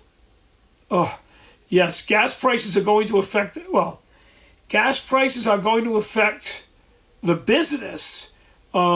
So far it hasn't. Obviously the price of gas has gone up last week, and we haven't looked into how it's cutting into the profits or cutting into our, because that business doesn't make a lot of profit, and that's the problem. But I remember in 2008 when the prices went up out of control, I remember my garbage companies were charging us a surcharge for gas. They added like an 8% surcharge on, something like this. And they would charge a very, very small percentage to cover the extra cost of the gas.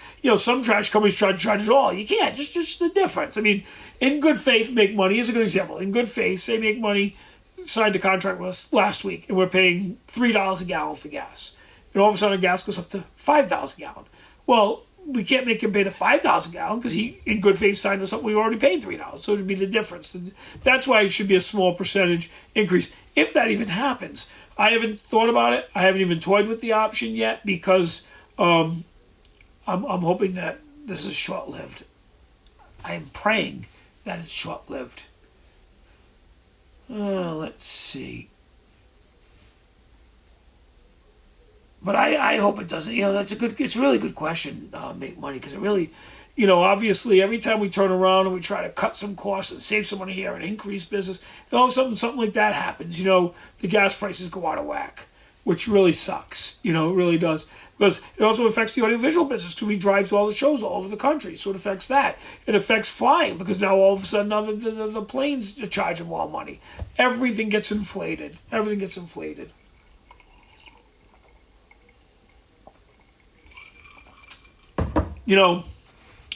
Part of this inflation, let's be realistic, part of this inflation right now, the inflated prices, is because people are not working. Everyone's short-staffed, so now the companies are paying a little bit more to the people they have, right? Things are behind, they're paying more to expedite things. They're passing those costs on to us. And a lot of it goes to the fact that people are refusing to work. So the people that are sitting at home, that are not working, that are on TikTok all day long, and you are capable of working, no problem. I'm not judging you there, but accept some of the responsibility of this inflation, okay? Accept it. I went to a restaurant yesterday, one of my favorite restaurants, and right on the door it says, please excuse us.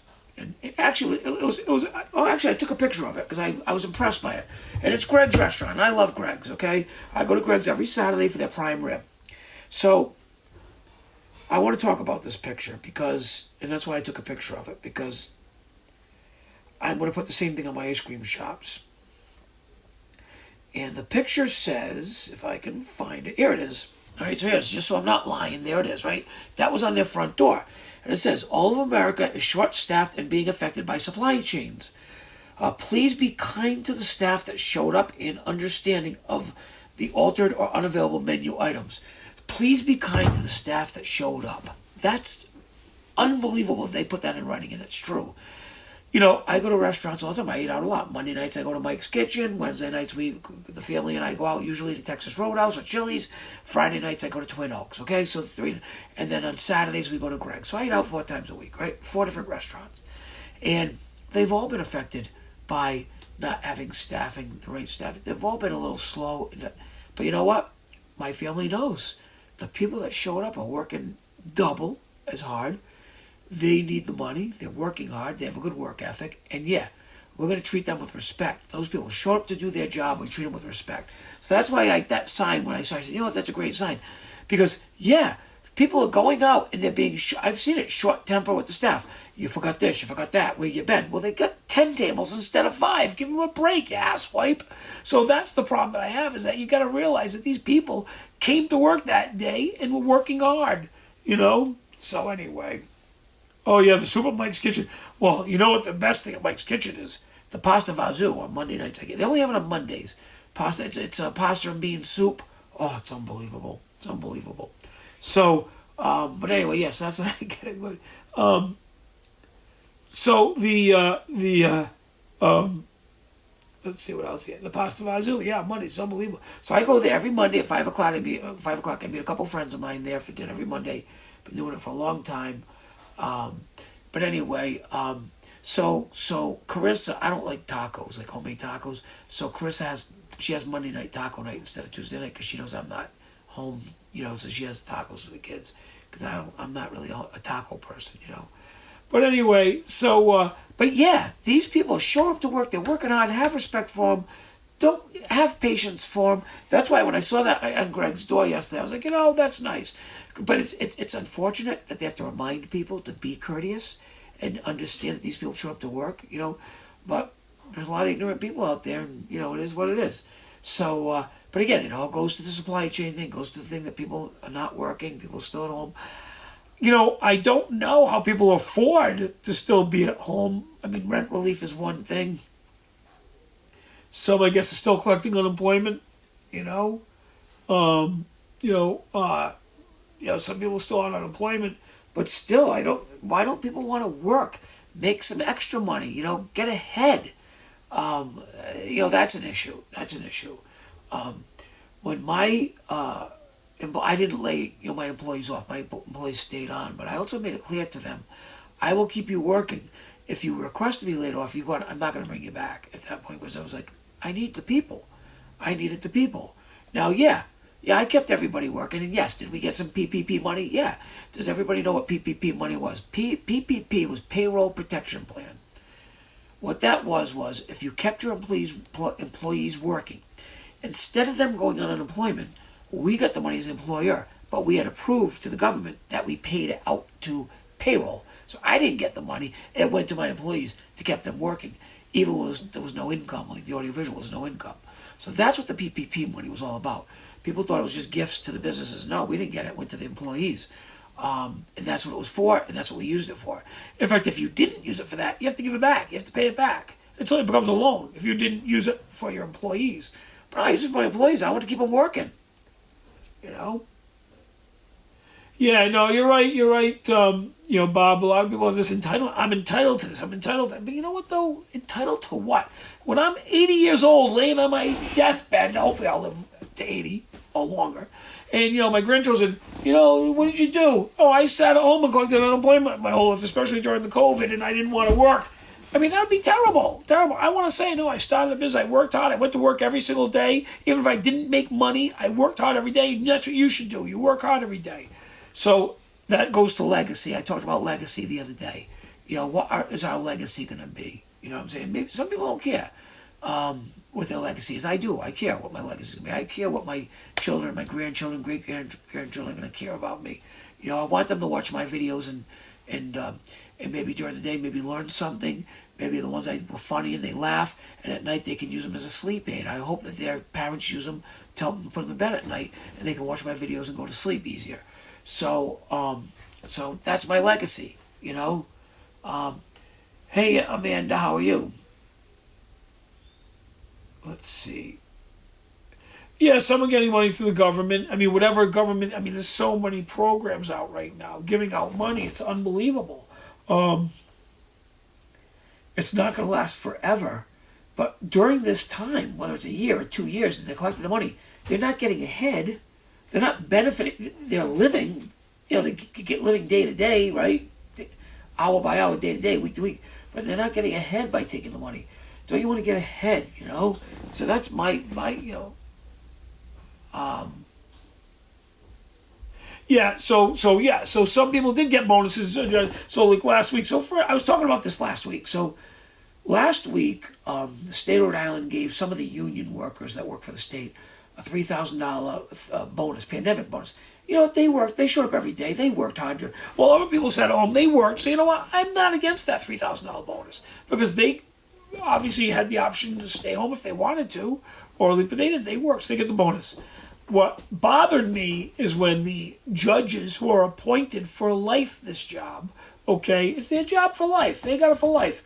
Why they got the $3,000 bonus? Why did they deserve the $3,000? The $200,000 a year they make is not enough. They needed the $3,000. The pandemic hurt them. They needed the $3,000 because the $200,000 is not enough. And I love the people on TikTok that make maybe $50,000, $60,000. Like, oh yeah, they deserved it. I don't think so. They make $200,000 a year. They're appointed for life. See, in Rhode Island, guys, people, women, followers in Rhode Island, the judges are appointed. It's a gimme job. It's a friend of a friend, a gift. Who you gave to, and politically, other states, I know your vote. It's an elected position, which I wish it was that way here. If it's an elected position, you got to do the right thing to get reelected, right? Like a mayor, governor, whatever, senator. But in Rhode Island, a judge is appointed. It's like, oh yeah, you took care of me, you donated to my campaign, there you go, you can have the job. So that's the only problem in Rhode Island. And here's the thing about that. I would say it's 50-50. 60-40, where the judges that get appointed are excellent, that deserve the job, are excellent, are fair, well educated, well experienced in the law, excellent, fair judges, do the research. So, a judge, they're supposed to do a research on a case, before they, come to the courtroom and know the sides of the case and kind of understand the case, right? They'll have lawyers give them memos and this, as far as I know, the lawyers, so that way they get familiar with the case. The judges that do that are doing their job. The judges that don't do anything, walk into the courtroom, read a screen, meet the two, make a decision there. Now, we're getting a disservice from those judges. In fact, they're not even judges. They're just, I don't know what they are. Paper pushers, because they're not looking at the case, the merits of the case, the background of the case. And look, I'm not a lawyer, but they're just not doing their job. So you know what? They got appointed to be a judge for life. Now, that being said, now you know what kind of a lawyer they were. If they can't do the job the right way, But anyway, so that's why the appointed judges bother me, because they don't get elected. So the people didn't choose them. That's the problem. Let's see.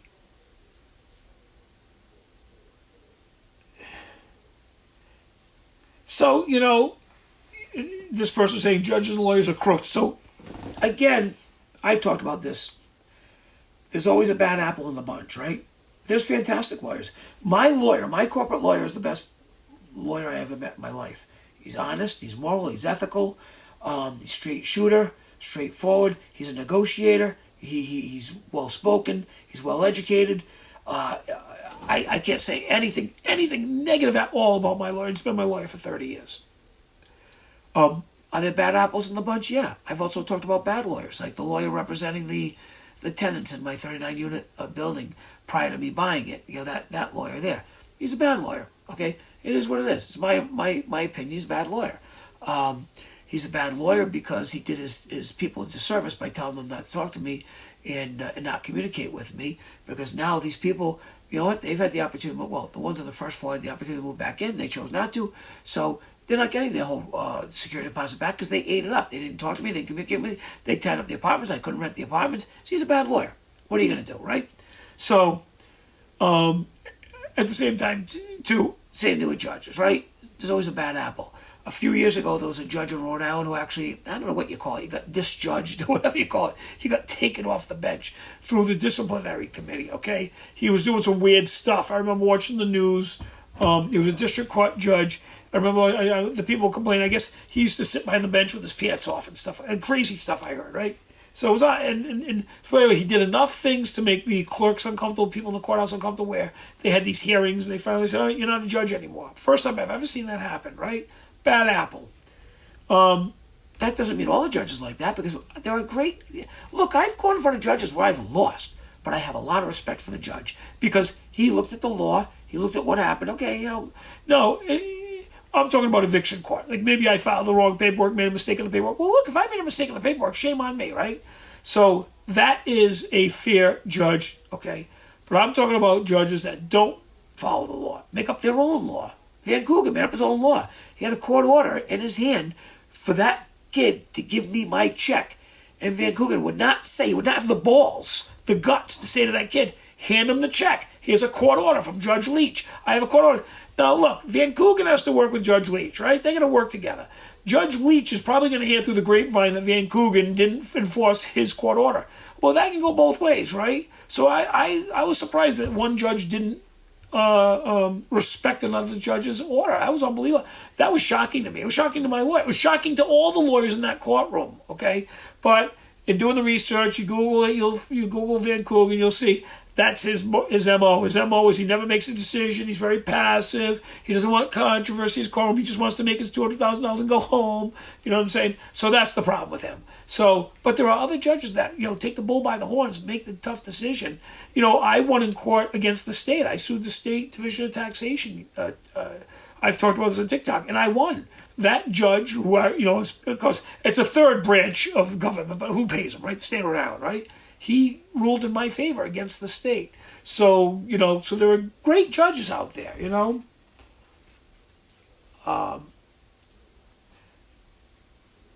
Yeah, discretion. Yeah, they do have a lot. They have too much discretion. I mean, they should go by the law. There's too much discretion, and they know. Look, they're not stupid, right? So this was a Superior Court judge, this Van Cougar, right? He's not stupid. He knew by not forcing the kid to hand me the check, which he should have handed me the check, because the kid went and just did put it up his nose, shot it between his legs, whatever the hell they do with the drug, right? He gave the kid $12,000. Kid, he's 35 years old. He never had $12,000 in his life, okay? Anyway, he gave it. He didn't enforce the court order, right? Which is awful, which is bad, really bad, right? And he didn't force the issue. So what are you gonna do? There's nothing you can do, but it's too bad. But he used his discretion, right? He used his discretion to not enforce the court order there.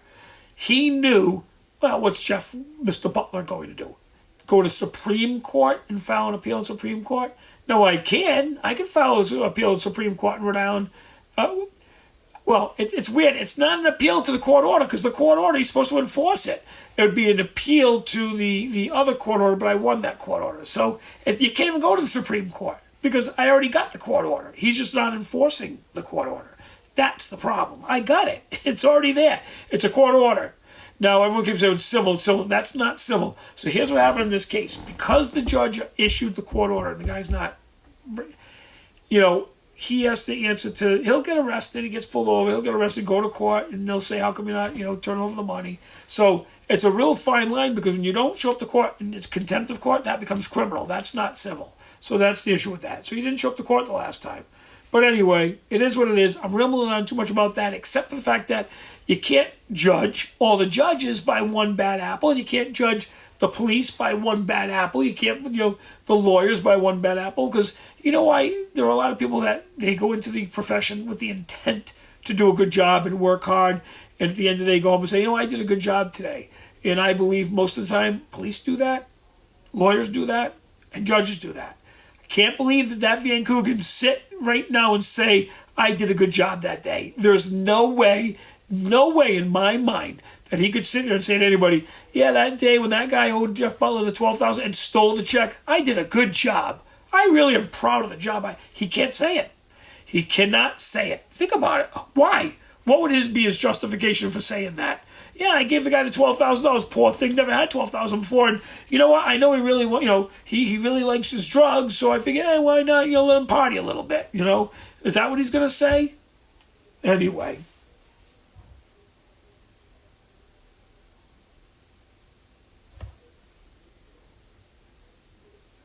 Yeah, I don't know what you mean about false allegations and motions. I don't know what that means about false allegations and motions. So what happens is that I have no idea what that means. I don't know what that means. So what happens is when people apply for the rent relief, they have to sign an affidavit that the money they get will go to their landlord and go to rent. They sign that. That is a contract they're making with the federal government, because that's where the money came from. When he stole that money, it came out of that. Now it's not my problem anymore. He violated the contract, the affidavit. He perjured himself. So now it's a problem with the government. Okay, so that's why I'm letting that go, because the government's chasing him now. So I'm letting it go. I'm getting my money from rent relief someday. The check will show up. It'll show up into my account. They tell me. But anyway, but as far as that goes, he filed false documents with the government, and so that's the story with that. So. And we'll go from there. And then let's see what else typical Rhode Island judge. Yeah, but it's unfortunate that judge did that. And what's crazy? So let's talk about a courtroom, right? So you got the courtroom, you got the judge, right? You got the stenographer, you got the bailiff or sheriff or whatever they're called in the courtrooms, and you got the clerk. There's a clerk that sits there and puts all the data in the computer.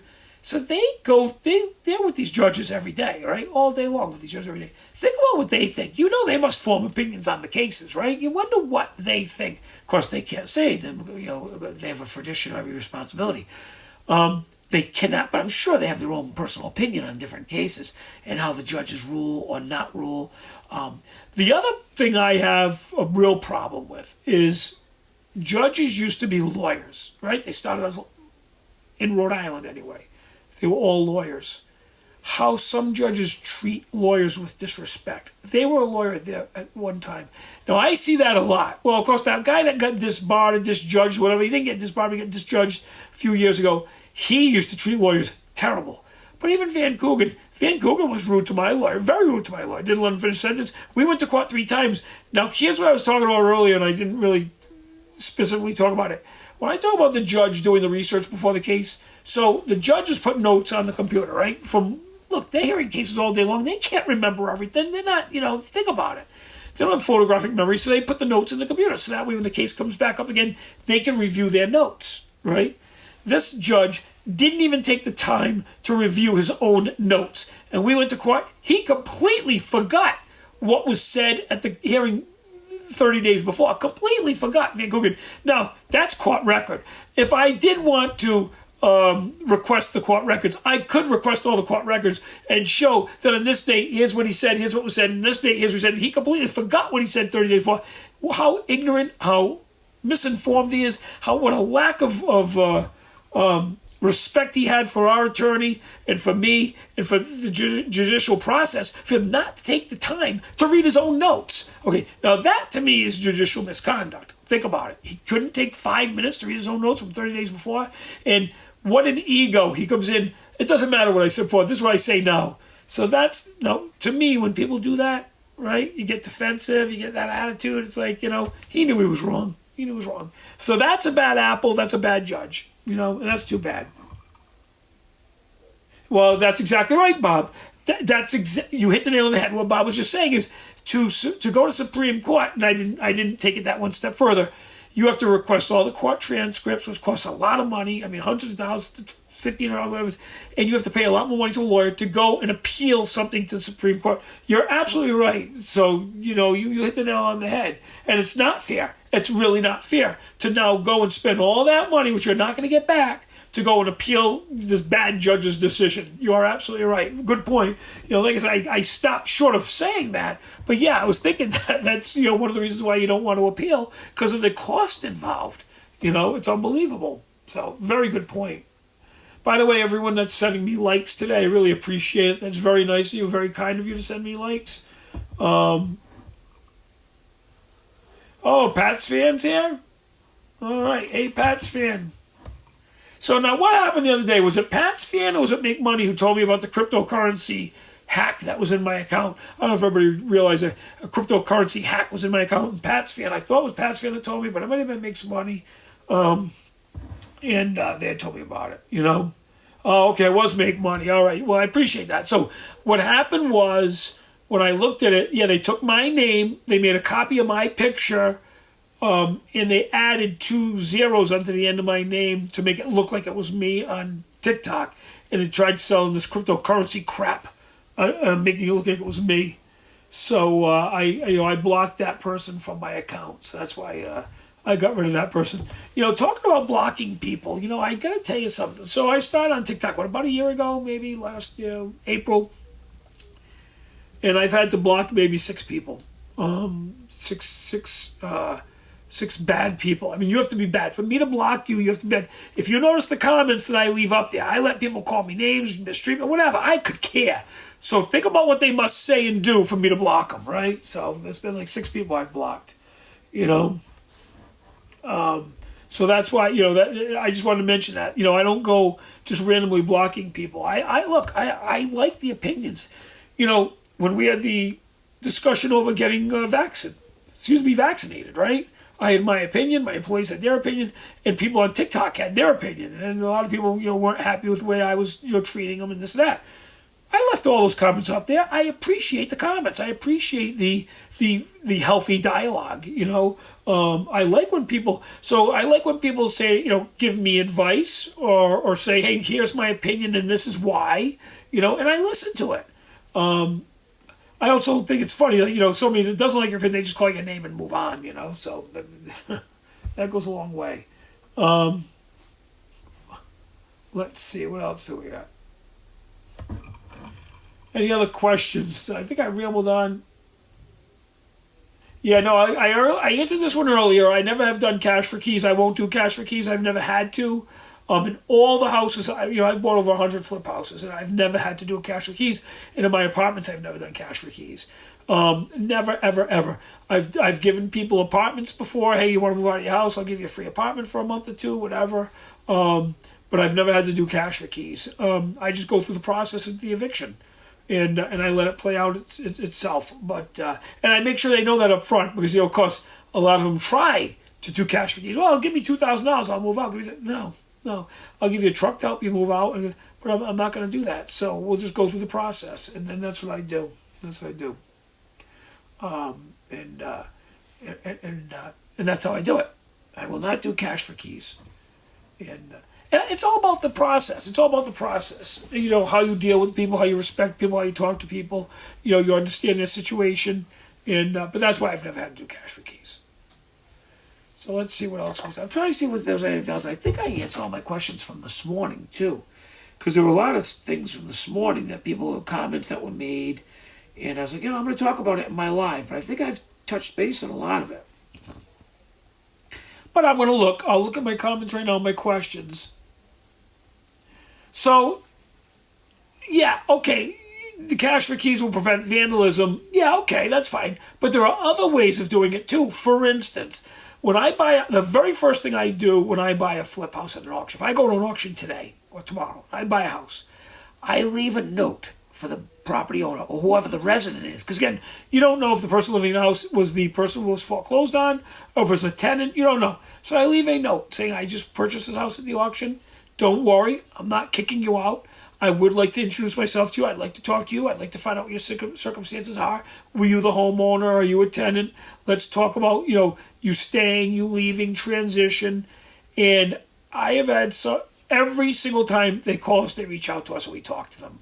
And we start the relationship then. And that avoids the vandalism. By having a respectful relationship, treating them with respect. Say, look, you're living there. We're not going to kick you out. You're not going to hear from our lawyer. Let's work it out. Let's figure out what the circumstances are. Figure out the transition. And it's worked every time. Andrew and I, and actually Mike used to do it too, but now it's more me and Andrew, have always had a good relationship with transitioning people out of the home, either into one of our apartments, into one of our single-family homes. We've had some people stay in their homes and pay us rent for a while. So there's always options. But that's how we avoid the vandalism, by building a relationship and giving them respect. Say, look, we're not the bank. Banks suck. We all know that, okay? Banks and mortgage companies are awful, okay? Talk about greed and all about the money. Let's face it, okay? We're all just a number to them, okay? I've never met any of my mortgage companies face-to-face. I'm sure you haven't either. But these people, this is real life. We're meeting them face-to-face, okay? You have to have a respectful face-to-face conversation with these people. If they had just lost their house, you don't know the circumstances. You don't know if it was a divorce, an illness. I purchased a house actually right down the street from my house right now. We're renovating a house. And it was just, the husband died and the wife went into a nursing home and the children just didn't pay the mortgage and it got foreclosed on. And went to auction. So you don't know the circumstances. There's always a story behind every single one. There's a story behind every one, and that's why you can't judge. You have to, not that you have to look into the story because you don't want to get emotionally involved, but at the same time, you got to be human. You got to be human, and that's why we've never had to do cash for keys, and that's why we always talk to the people with respect. Now, some people might be a little standoffish. Listen, they just got, in their mind, okay, they just got screwed royally by their bank. A bank they probably paid thousands and thousands to for how many years? Maybe they stopped paying for a while, but they still had paid thousands and thousands to that bank for years and got screwed by that bank. And again, I feel the same way. So that's why it's very important to me when I go to a house at the auction that we are respectful to the people in the house. And they come, sometimes, not all the time, once out every 20 if it's occupied, they'll come out yelling and swearing at us. Oh, you're here to take my house. You're here to... And that's not the case. The bank is taking your house. We're here to help you transition into the next house. In my opinion. I mean, there are some people go to the auction, they just want the house empty, they sell them for it. I'm not in that much of a hurry, okay? I'd much rather know that I worked with the people and nobody... I can tell you right now, there is not one person in this world that can come on here and say Jeff Butler screwed me when my house went to auction to foreclosure. There's not one because we've had 100% success rate in transitioning the people either to one of my apartments or to their own apartment, to another house. And I'm proud of that. I'm proud of that because I would never want that to happen to me. So that's why, and I was in that situation. My house was listed for auction in 2009.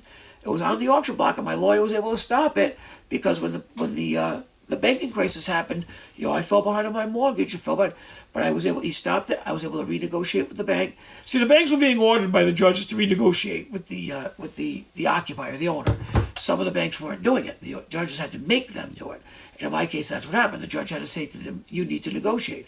So what they did was, at the time we were behind a few months. See, the problem is when you get behind 3 or 4 months, all of a sudden you owe $10,000, right? If your payment's $2,500 a month, round numbers, you owe $10,000. Well, it's harder to come up with the $10,000, right? Now the bank won't take $1,000 because that's a partial payment. They won't take $1,500 partial payment because they're all black and white, right? It's all about the money with them.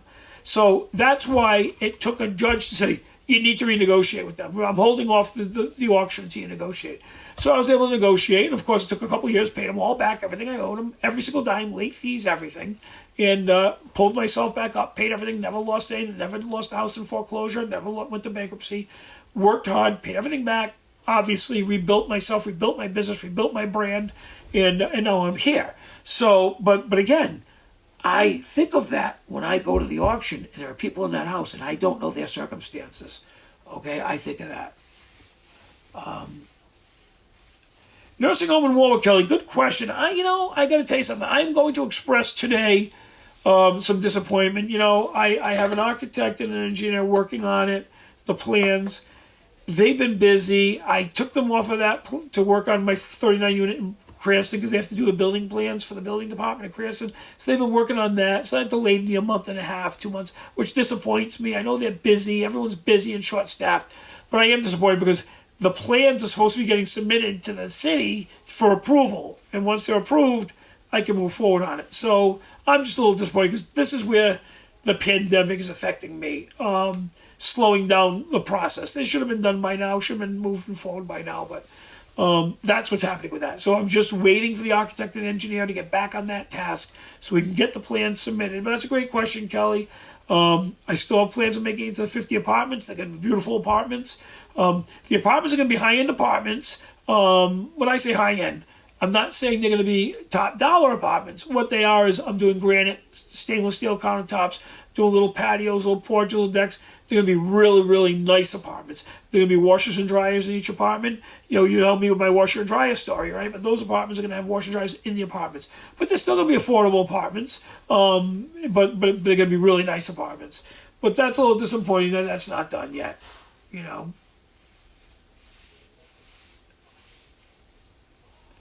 Yeah, the 39 unit we're moving forward on. That one's moving pretty quick. I'm happy about the 39 unit. The first floor, so when I bought that building, it was completely unoccupied and it wasn't able to be occupied. We got the first floor safe and, got the deck safe. So the engineer signed off on it. So the first floor, the 20 units are approved to be occupied. I think we have 10 rented. As the last couple of weeks, we did 10. So this week, we'll probably get it finished rented, the first floor.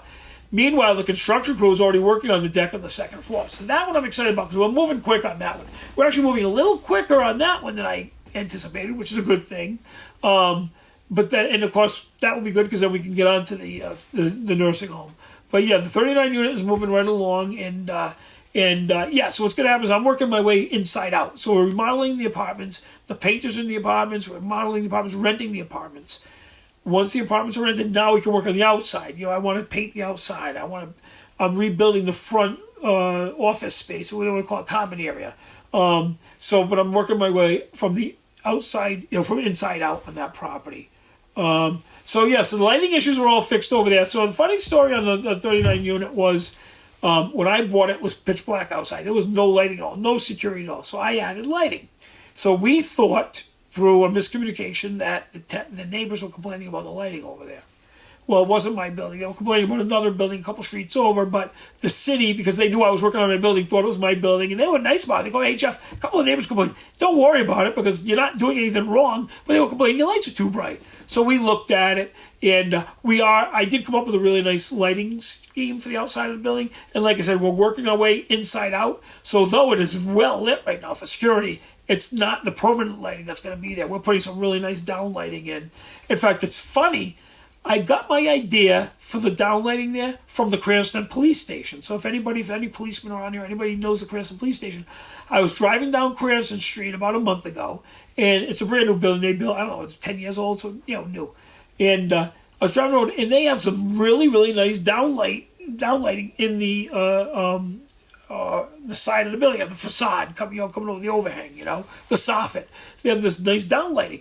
And I said, oh, that's beautiful. That's perfect because it's not shining in the street. It's lighting up the property really nice. It lights up the building really nice. So that's where I got my idea. So that's what we're going to do with the 39 unit. I'm doing the exact same lighting scheme there. So when you come up to the building, you have nice downlighting all the way around the building. So that's going to be my permanent fix after it's all rented. Right now, I just want to have a lot of lighting for safety for the construction, security for the construction, safety for the tenants that are living there now, which is my priority. So it's well lit now. But yeah, after that's still going to be well lit, it's going to be a different type of lighting. So good question. Very good question on that. So right now I own property really just in Rhode Island. That's all my properties in Rhode Island. Though I am looking, I've talked about this, I am looking in New Hampshire, I'm looking for some property. And in Florida, I'm looking for some property. The thing about me with buying property, right, is in those areas, it has to be, I have to find somebody to manage the property. I'm not going to manage it far away. I have to find a local company to manage it. But it's interesting that, at first I was always afraid, I'm not going to buy in other states. But in talking to a colleague of mine who actually owns a lot of property in Rhode Island and Massachusetts and in Florida, he told me how he does it and how he manages the properties in different areas.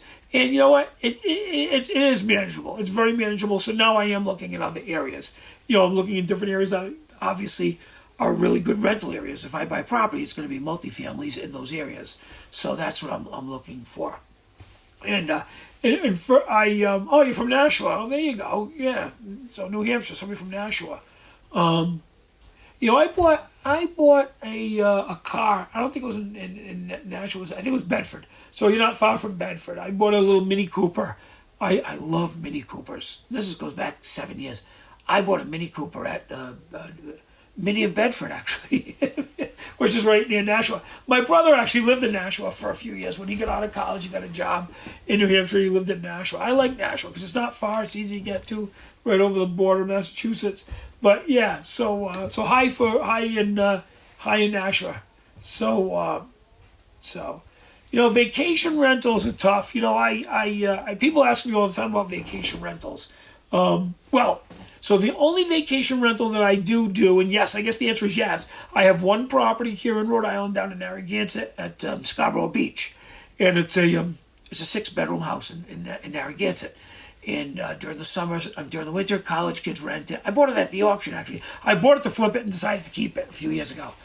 That one is a vacation rental. So this summer, for the first summer, I'm renting it out weekly using a real estate firm down in Narragansett to manage it and rent it out as a vacation rental. So yeah, that will be my first time doing the vacation rental. Will be this summer with the house in Narragansett.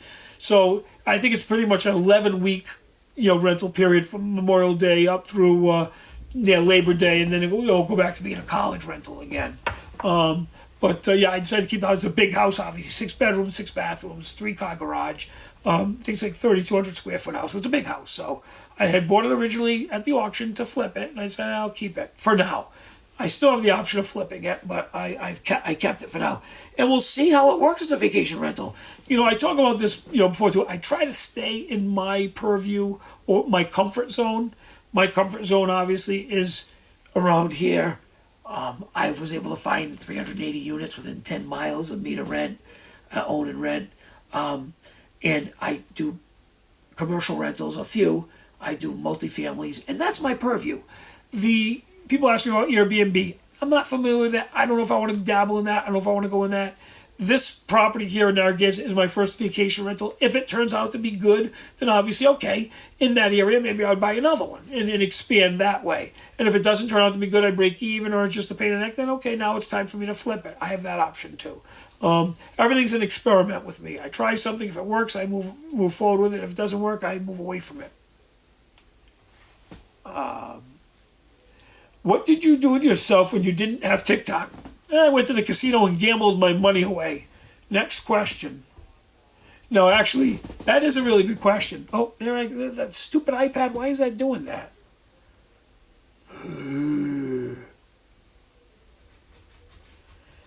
I don't know why that's doing that today.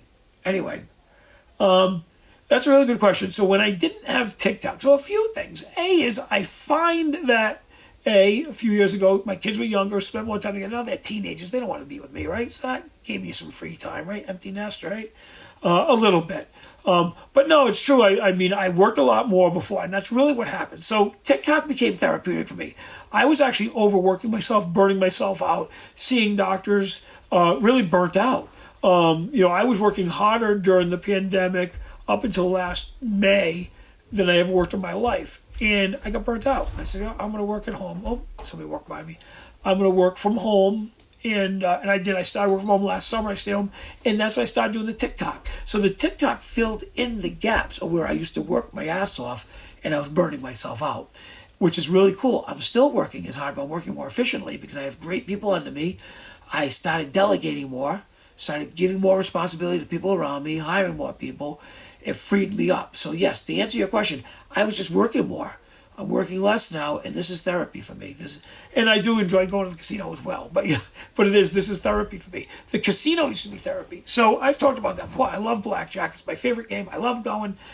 When I used to go to the casino, I used to go once a week. Thursdays at 8 o'clock is when I went to the casino. And when I sat down at the blackjack table, and I still go to the casino, but I used to go more of a regular basis. When I sit down at the blackjack table and I play blackjack, make money, you'll appreciate this.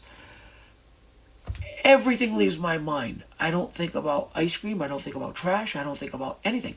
I'm focused on playing that game, talking to the dealer, having a nice friendly conversation with the dealer, getting to know the dealer, because they're working. That's their job. They're working, getting to know what they do and how they do it, and I'm impressed by that.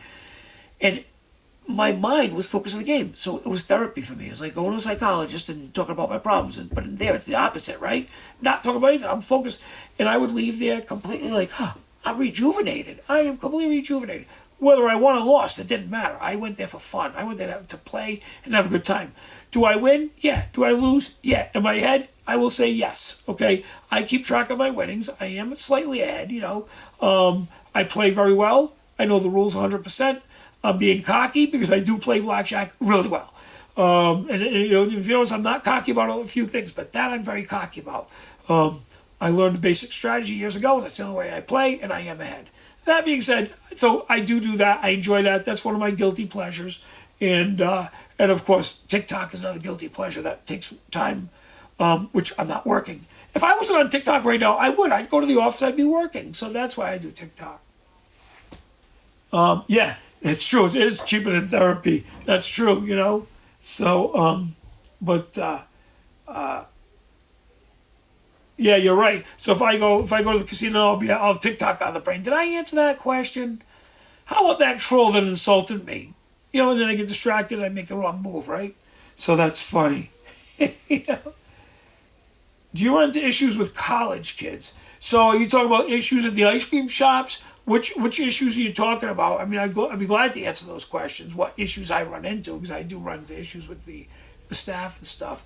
But if you could just tell me what issues you with college kids, if you can be more specific. Let's see, did I miss a couple questions? Someone is spying on me? Who's spying on me? Make money. Do I have any issues with the college kids? Yeah, I need to know which college kids. Oh, the house in Narragansett. Good question. So, I'll tell the story on that. So, we went to the auction to buy this house, right? So, we're standing on the front lawn of the auction. So all of us, there's probably 20 of us, the auctioneer is there, and the house is behind him. So, we can't tell whether the house is occupied or not because it's all closed up, right? So, we're in the middle of the auction, and all of a sudden, and I'm telling you the truth, okay? If anybody's on here that was there, they'll testify I'm telling the truth. All of a sudden, these two girls run around. One of them's in her underwear, and they run around the front of the house. Now, this is December. This auction was December 18th. I remember it. So it's cold. December.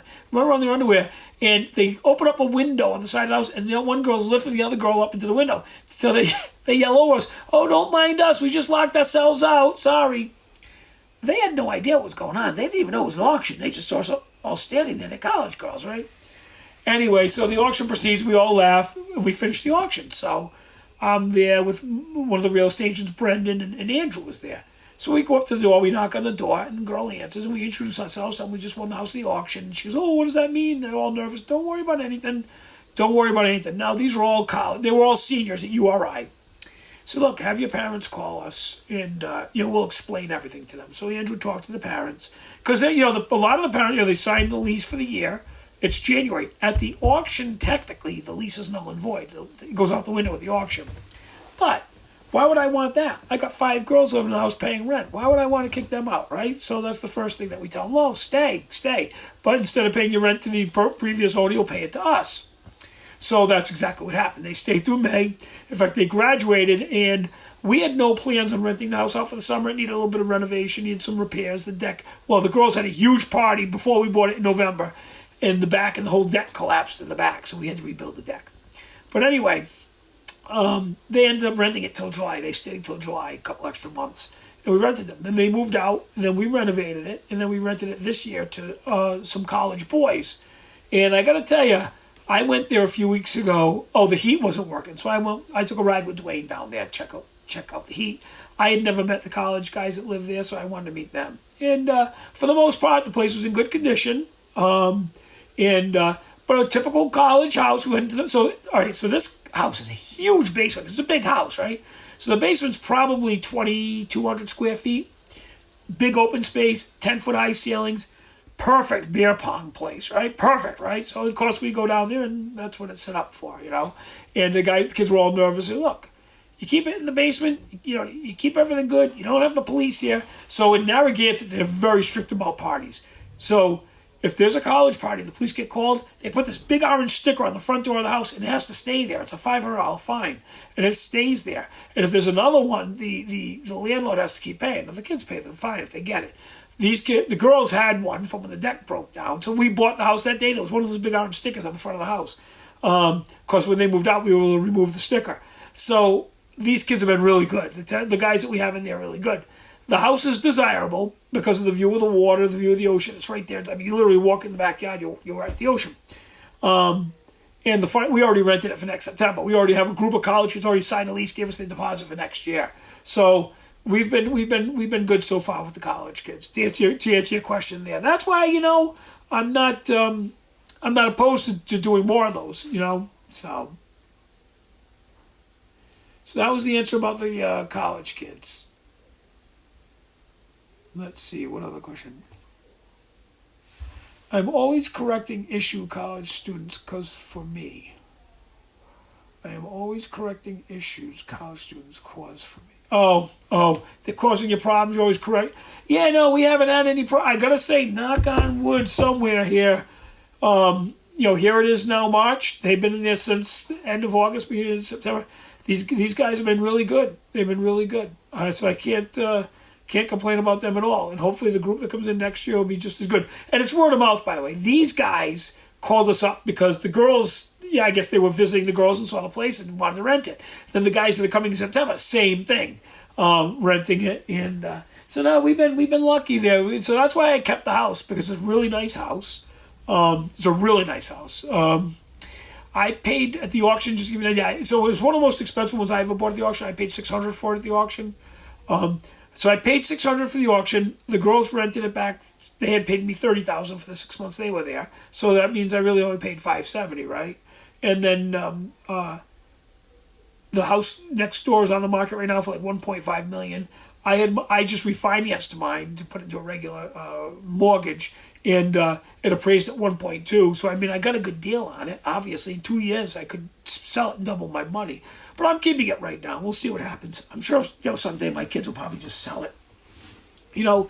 It's funny because the company that is renting it this summer said to us, "Oh, are you going to block out a week for your family?" I'm like, "No, we're not really beach people." Which we do go to the beach a couple times a year, but we go for the day. We'll drive down, go to the day. I would never go stay at the house for a week. We have our new pool. We have our hot tub. We have everything here at the house.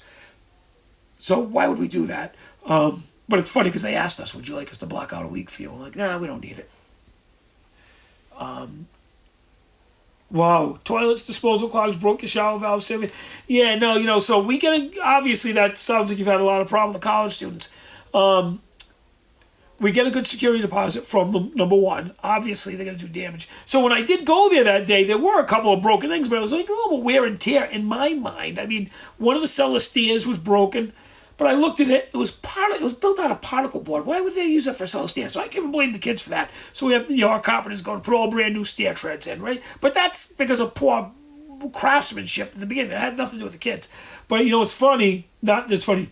The doorknob going out to the garage, for some reason, the doorknob was broken off. I don't know why. It's a $10 fix. But no, for the most part, they've been really good. But that's too bad that you've had that problem with the college kids.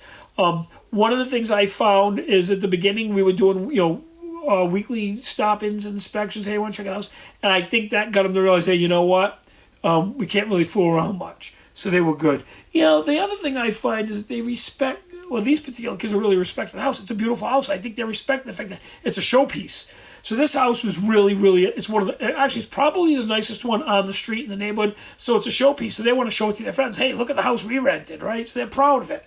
So I think that's kind of cool, So, and that's what happens. You have a house that's well maintained, and then you have somebody come in and ruin it like that. And it's just a matter of, continuing maintaining it. Now, what I would say is this. When they break things, charge them immediately for it. Now, the way you do that is this. Say they break, you have to send somebody in to fix the shower valve. Say you get a $500 bill, right? You immediately charge them for it. You take it out of their security deposit that day. When they pay their rent the next month, you take it out of the rent to put back in the security deposit.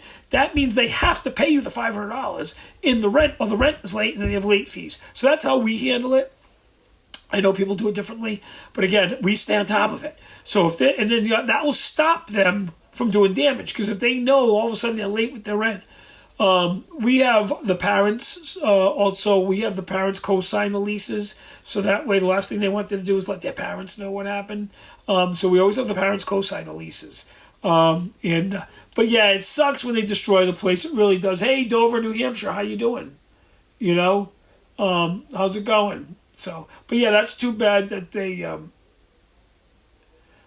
So as a landlord, we give a 48-hour notice to enter the building, unless it's an emergency. But we give 48-hour notice. So if I want to go into like that house there, I'd call tomorrow. Hey, we're going to be in on Wednesday at noontime.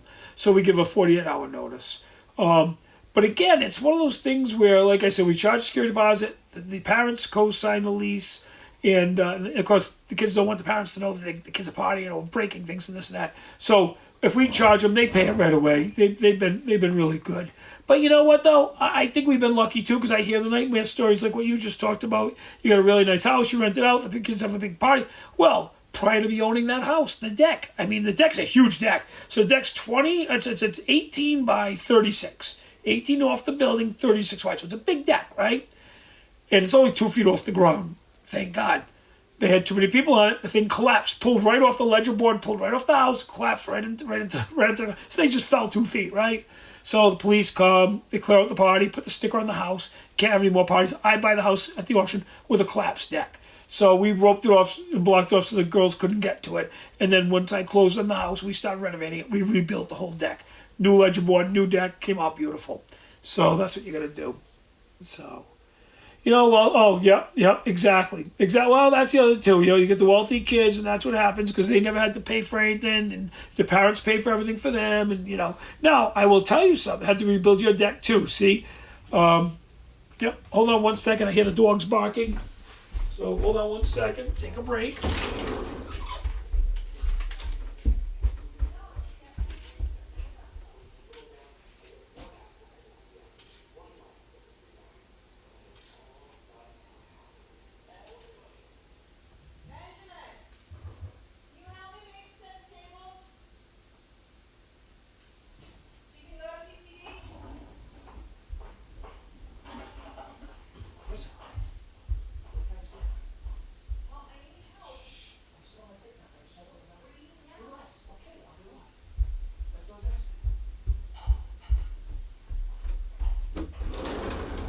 These interruptions. Can't stand these interruptions. So unprofessional. Here I am again. All right. So anyway, that's the story with what happened there, okay, with the whole deck. Now I'm going to finish that story because then I have to get going. But what happened was the girls moved out. They started asking for their security deposit back. Well, I had to rebuild the deck. The deck cost us $8,000 to rebuild this deck, and they want the security deposit back after they had a huge party. So we've actually been fighting with them ever since they moved out over that. So yes, to answer your question, take responsibility, right? So the parents are arguing with us. Whatever, take us to court. How did we pay to get the security, to get the deck built? What did they think it was free? That is, let's see. I hope it's not one of the disgruntled tenants. I don't know what that means. The age requirements to work at Dear Hearts is 14 and a half. If you're 14 and a half years old, you can work at Dear Hearts Ice Cream. Now, we have limitations as times, obviously, because you're 14 and a half, you're in school, so we have certain time frames that you can work and a certain amount of hours that you can work. But Tim would go over that with the student when they start working. But yeah, 14 and a half. And I got to tell you something. Last year, so we always hired 15-year-olds. Last year we went to 14 and a half. And last year also we started hiring boys. We never hired boys before last year. That was because of my parents. My parents didn't want boys. They only wanted girls because girls clean better. I disagreed, but anyway, so last year we hired boys. And they were great. We had a great staff last year. It was fantastic. So we had 14-and-a-half-year-old boys and girls. And I like it because so here's the thing. It's their first job. So we're teaching them new skills, right? The first job. So they don't come with any bad habits. We're teaching them all good habits. We hope. Oh yeah, no, I know. The rich people think money grows on trees and it's no problem, and whatever happens, the parents will pay for it. So, but here's the thing. So the debt falling down and then losing their security deposit that's the first taste of reality, of grown-upville, right? These college kids, you broke the deck, you got to pay for it. So what do the parents do? They start arguing with us? No, I don't think so. Teach your kids not to have big parties and break the deck. Or if they're going to have big parties, how about call us up, hey, we broke the deck, but we're going to take care of it. We'll take responsibility. No, you're going to fight us on it instead? So that was an interesting one. But anyway, they're not getting their money back, so that's the story with that. So, always good service in Cranston. Yes, there is. Anyway, so I got to get going.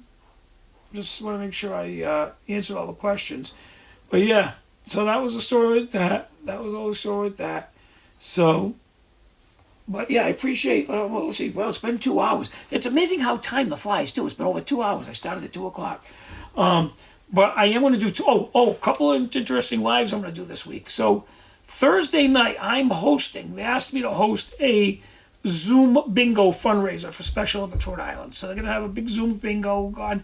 And, they do it as a money. I get to name that tune. I'm calling it bingo, but it's a name that tune contest. It's going to be on the internet. So I think what I'm going to do is during that, I'm going to go live so you folks can watch. It might be kind of fun. I've never did anything like that, but I'm going to host it. So I'm going to be the MC for this event at their offices. That's Thursday night. So I'm going to do a live during it. Might as well. I'm also going to do my regular live probably Wednesday night. And then I'm going to try to do the Friday afternoon live like we talked about at the office, because that'll be great. So that'll be cool. Hey, Chicken Bucket, how you doing today? By the way, Pat's fan, I appreciate you've been listening while you're driving. Oh, you're driving around like Andrew does, huh? Just driving around all afternoon, Pat's fan. I get it. By the way, as you know, I record all my lives. And this, later on, I have to download it. I will post it onto my YouTube channel. So if you missed any of it, you can watch it on my YouTube channel. It's great to watch tonight when you're going to sleep. Put you right to sleep. Can you answer my question? What's your question? I'm sorry. Let me see. Andrew has a question. Let me go back and see if I can find Andrew's question. And yes, I will answer your question before I leave. I did not mean to miss your question. I'm scrolling back, Andrew, and I apologize for missing your question, but I'm looking. I don't see it. Shoot. Did you ask me a question? I can't find it. If you did, I'm going way back. Oh, here it is. You bought an apartment building? All right, so what's your question about an apartment building? Yeah, he's looking for... Oh, yeah, Pat's fan, you're looking for a new club since they closed the Velvet Glove. Well, I don't know. Is the Mirror Bar still open? My YouTube channel is, Jeff Never Had Job Security. How original, right? So that's my YouTube channel, Jeff Never Had Job Security. So if you go on there now, you'll see all my lives from before. So every time I do a live, I download it and I put it on my YouTube channel. That way anybody can watch any of my lives if they miss them. Because my lives are long. So, who's going to sit and listen to me for 2 hours, right? So, But anyway, so Thursday I think is going to be around 6:30 is what time that event starts. 6:30. I'll find out, and I'll find out tonight, and I'll put it on there as a scheduled live. But that might be kind of fun because it's going to be a Zoom live, but I'll have my TikTok, the camera there. So if you folks want to watch that, it'll be interesting to see how that goes. Anyway, Andrew, I don't know what your question is. I can't find it, so I apologize. But anyway, like I said before, if I didn't answer a question for you folks, right? You know, you can always ask a question in any of my TikToks. I look at them. I respond all week long. I like to answer the questions. I hate missing somebody's question. I don't avoid questions. I mean, I like the question, but I answer it. Do I have regularly scheduled inspections, monthly, quarterly? I don't regularly schedule inspections. In fact, it's one of those things out of sight, out of mind. If the tenant's not bothering me, if we don't have any complaints from any other tenants, I kind of leave the tenants alone, right? Let them do their thing. They're not bothering anybody, they're not bothering me. It's when we get complaints from other tenants, we get complaints from the police, we get complaints from the neighbors, then we schedule inspections. That's really the only time. Or if they haven't paid their rent and we can't reach them, we'll schedule an inspection. But no, I don't do any regular scheduling. Your dogs are barking. Hope it wasn't a disgruntled renter at your door. Yeah, I know, huh? That's funny. The disgruntled renter, I've never had a disgruntled rental show up to my door. They show up to the office a lot, but I never have them show up to my door, you know? You're debating whether to go to the casino. Who are you debating with? Make money and go to the casino. Who are you debating with? Hey, listen, I'll go tonight. I haven't been. I'd love to go. I haven't been in a few weeks. You know, I'll meet you there. I have no problem with that. That'd be fun. You know, let me know if you want to go to the casino. You know what I'm saying? I got all night. It's only 4. It's only 20 past 4. That'd be great. You know? You want to go? I'll meet you there. That's funny. Let's see. Anyway. All right, so I'm going to get going because I know Chris made dinner, so I have to have dinner, and Benjamin has CCD, so we have to have dinner before he goes to CCD. And then, like I said, if it makes money, if you want to go, text me. You got my cell phone. Text me. We'll go. I'll meet you at the casino. I have no problem with that at all. And meanwhile, we're going to have a couple more lives this week. I hope I answered everyone's questions. Again, if you have a question, you can send it to me. I'll answer it through on TikTok anyway. And then we have a couple more lives this week. But I knew I had a lot to talk about today anyway, so that was kind of cool. So thanks again for joining me. I appreciate it. Let's see. Had 3,000 likes today. I think that's great. And as you know, I never ask for likes and follows, but I seem to get a lot, and I appreciate that.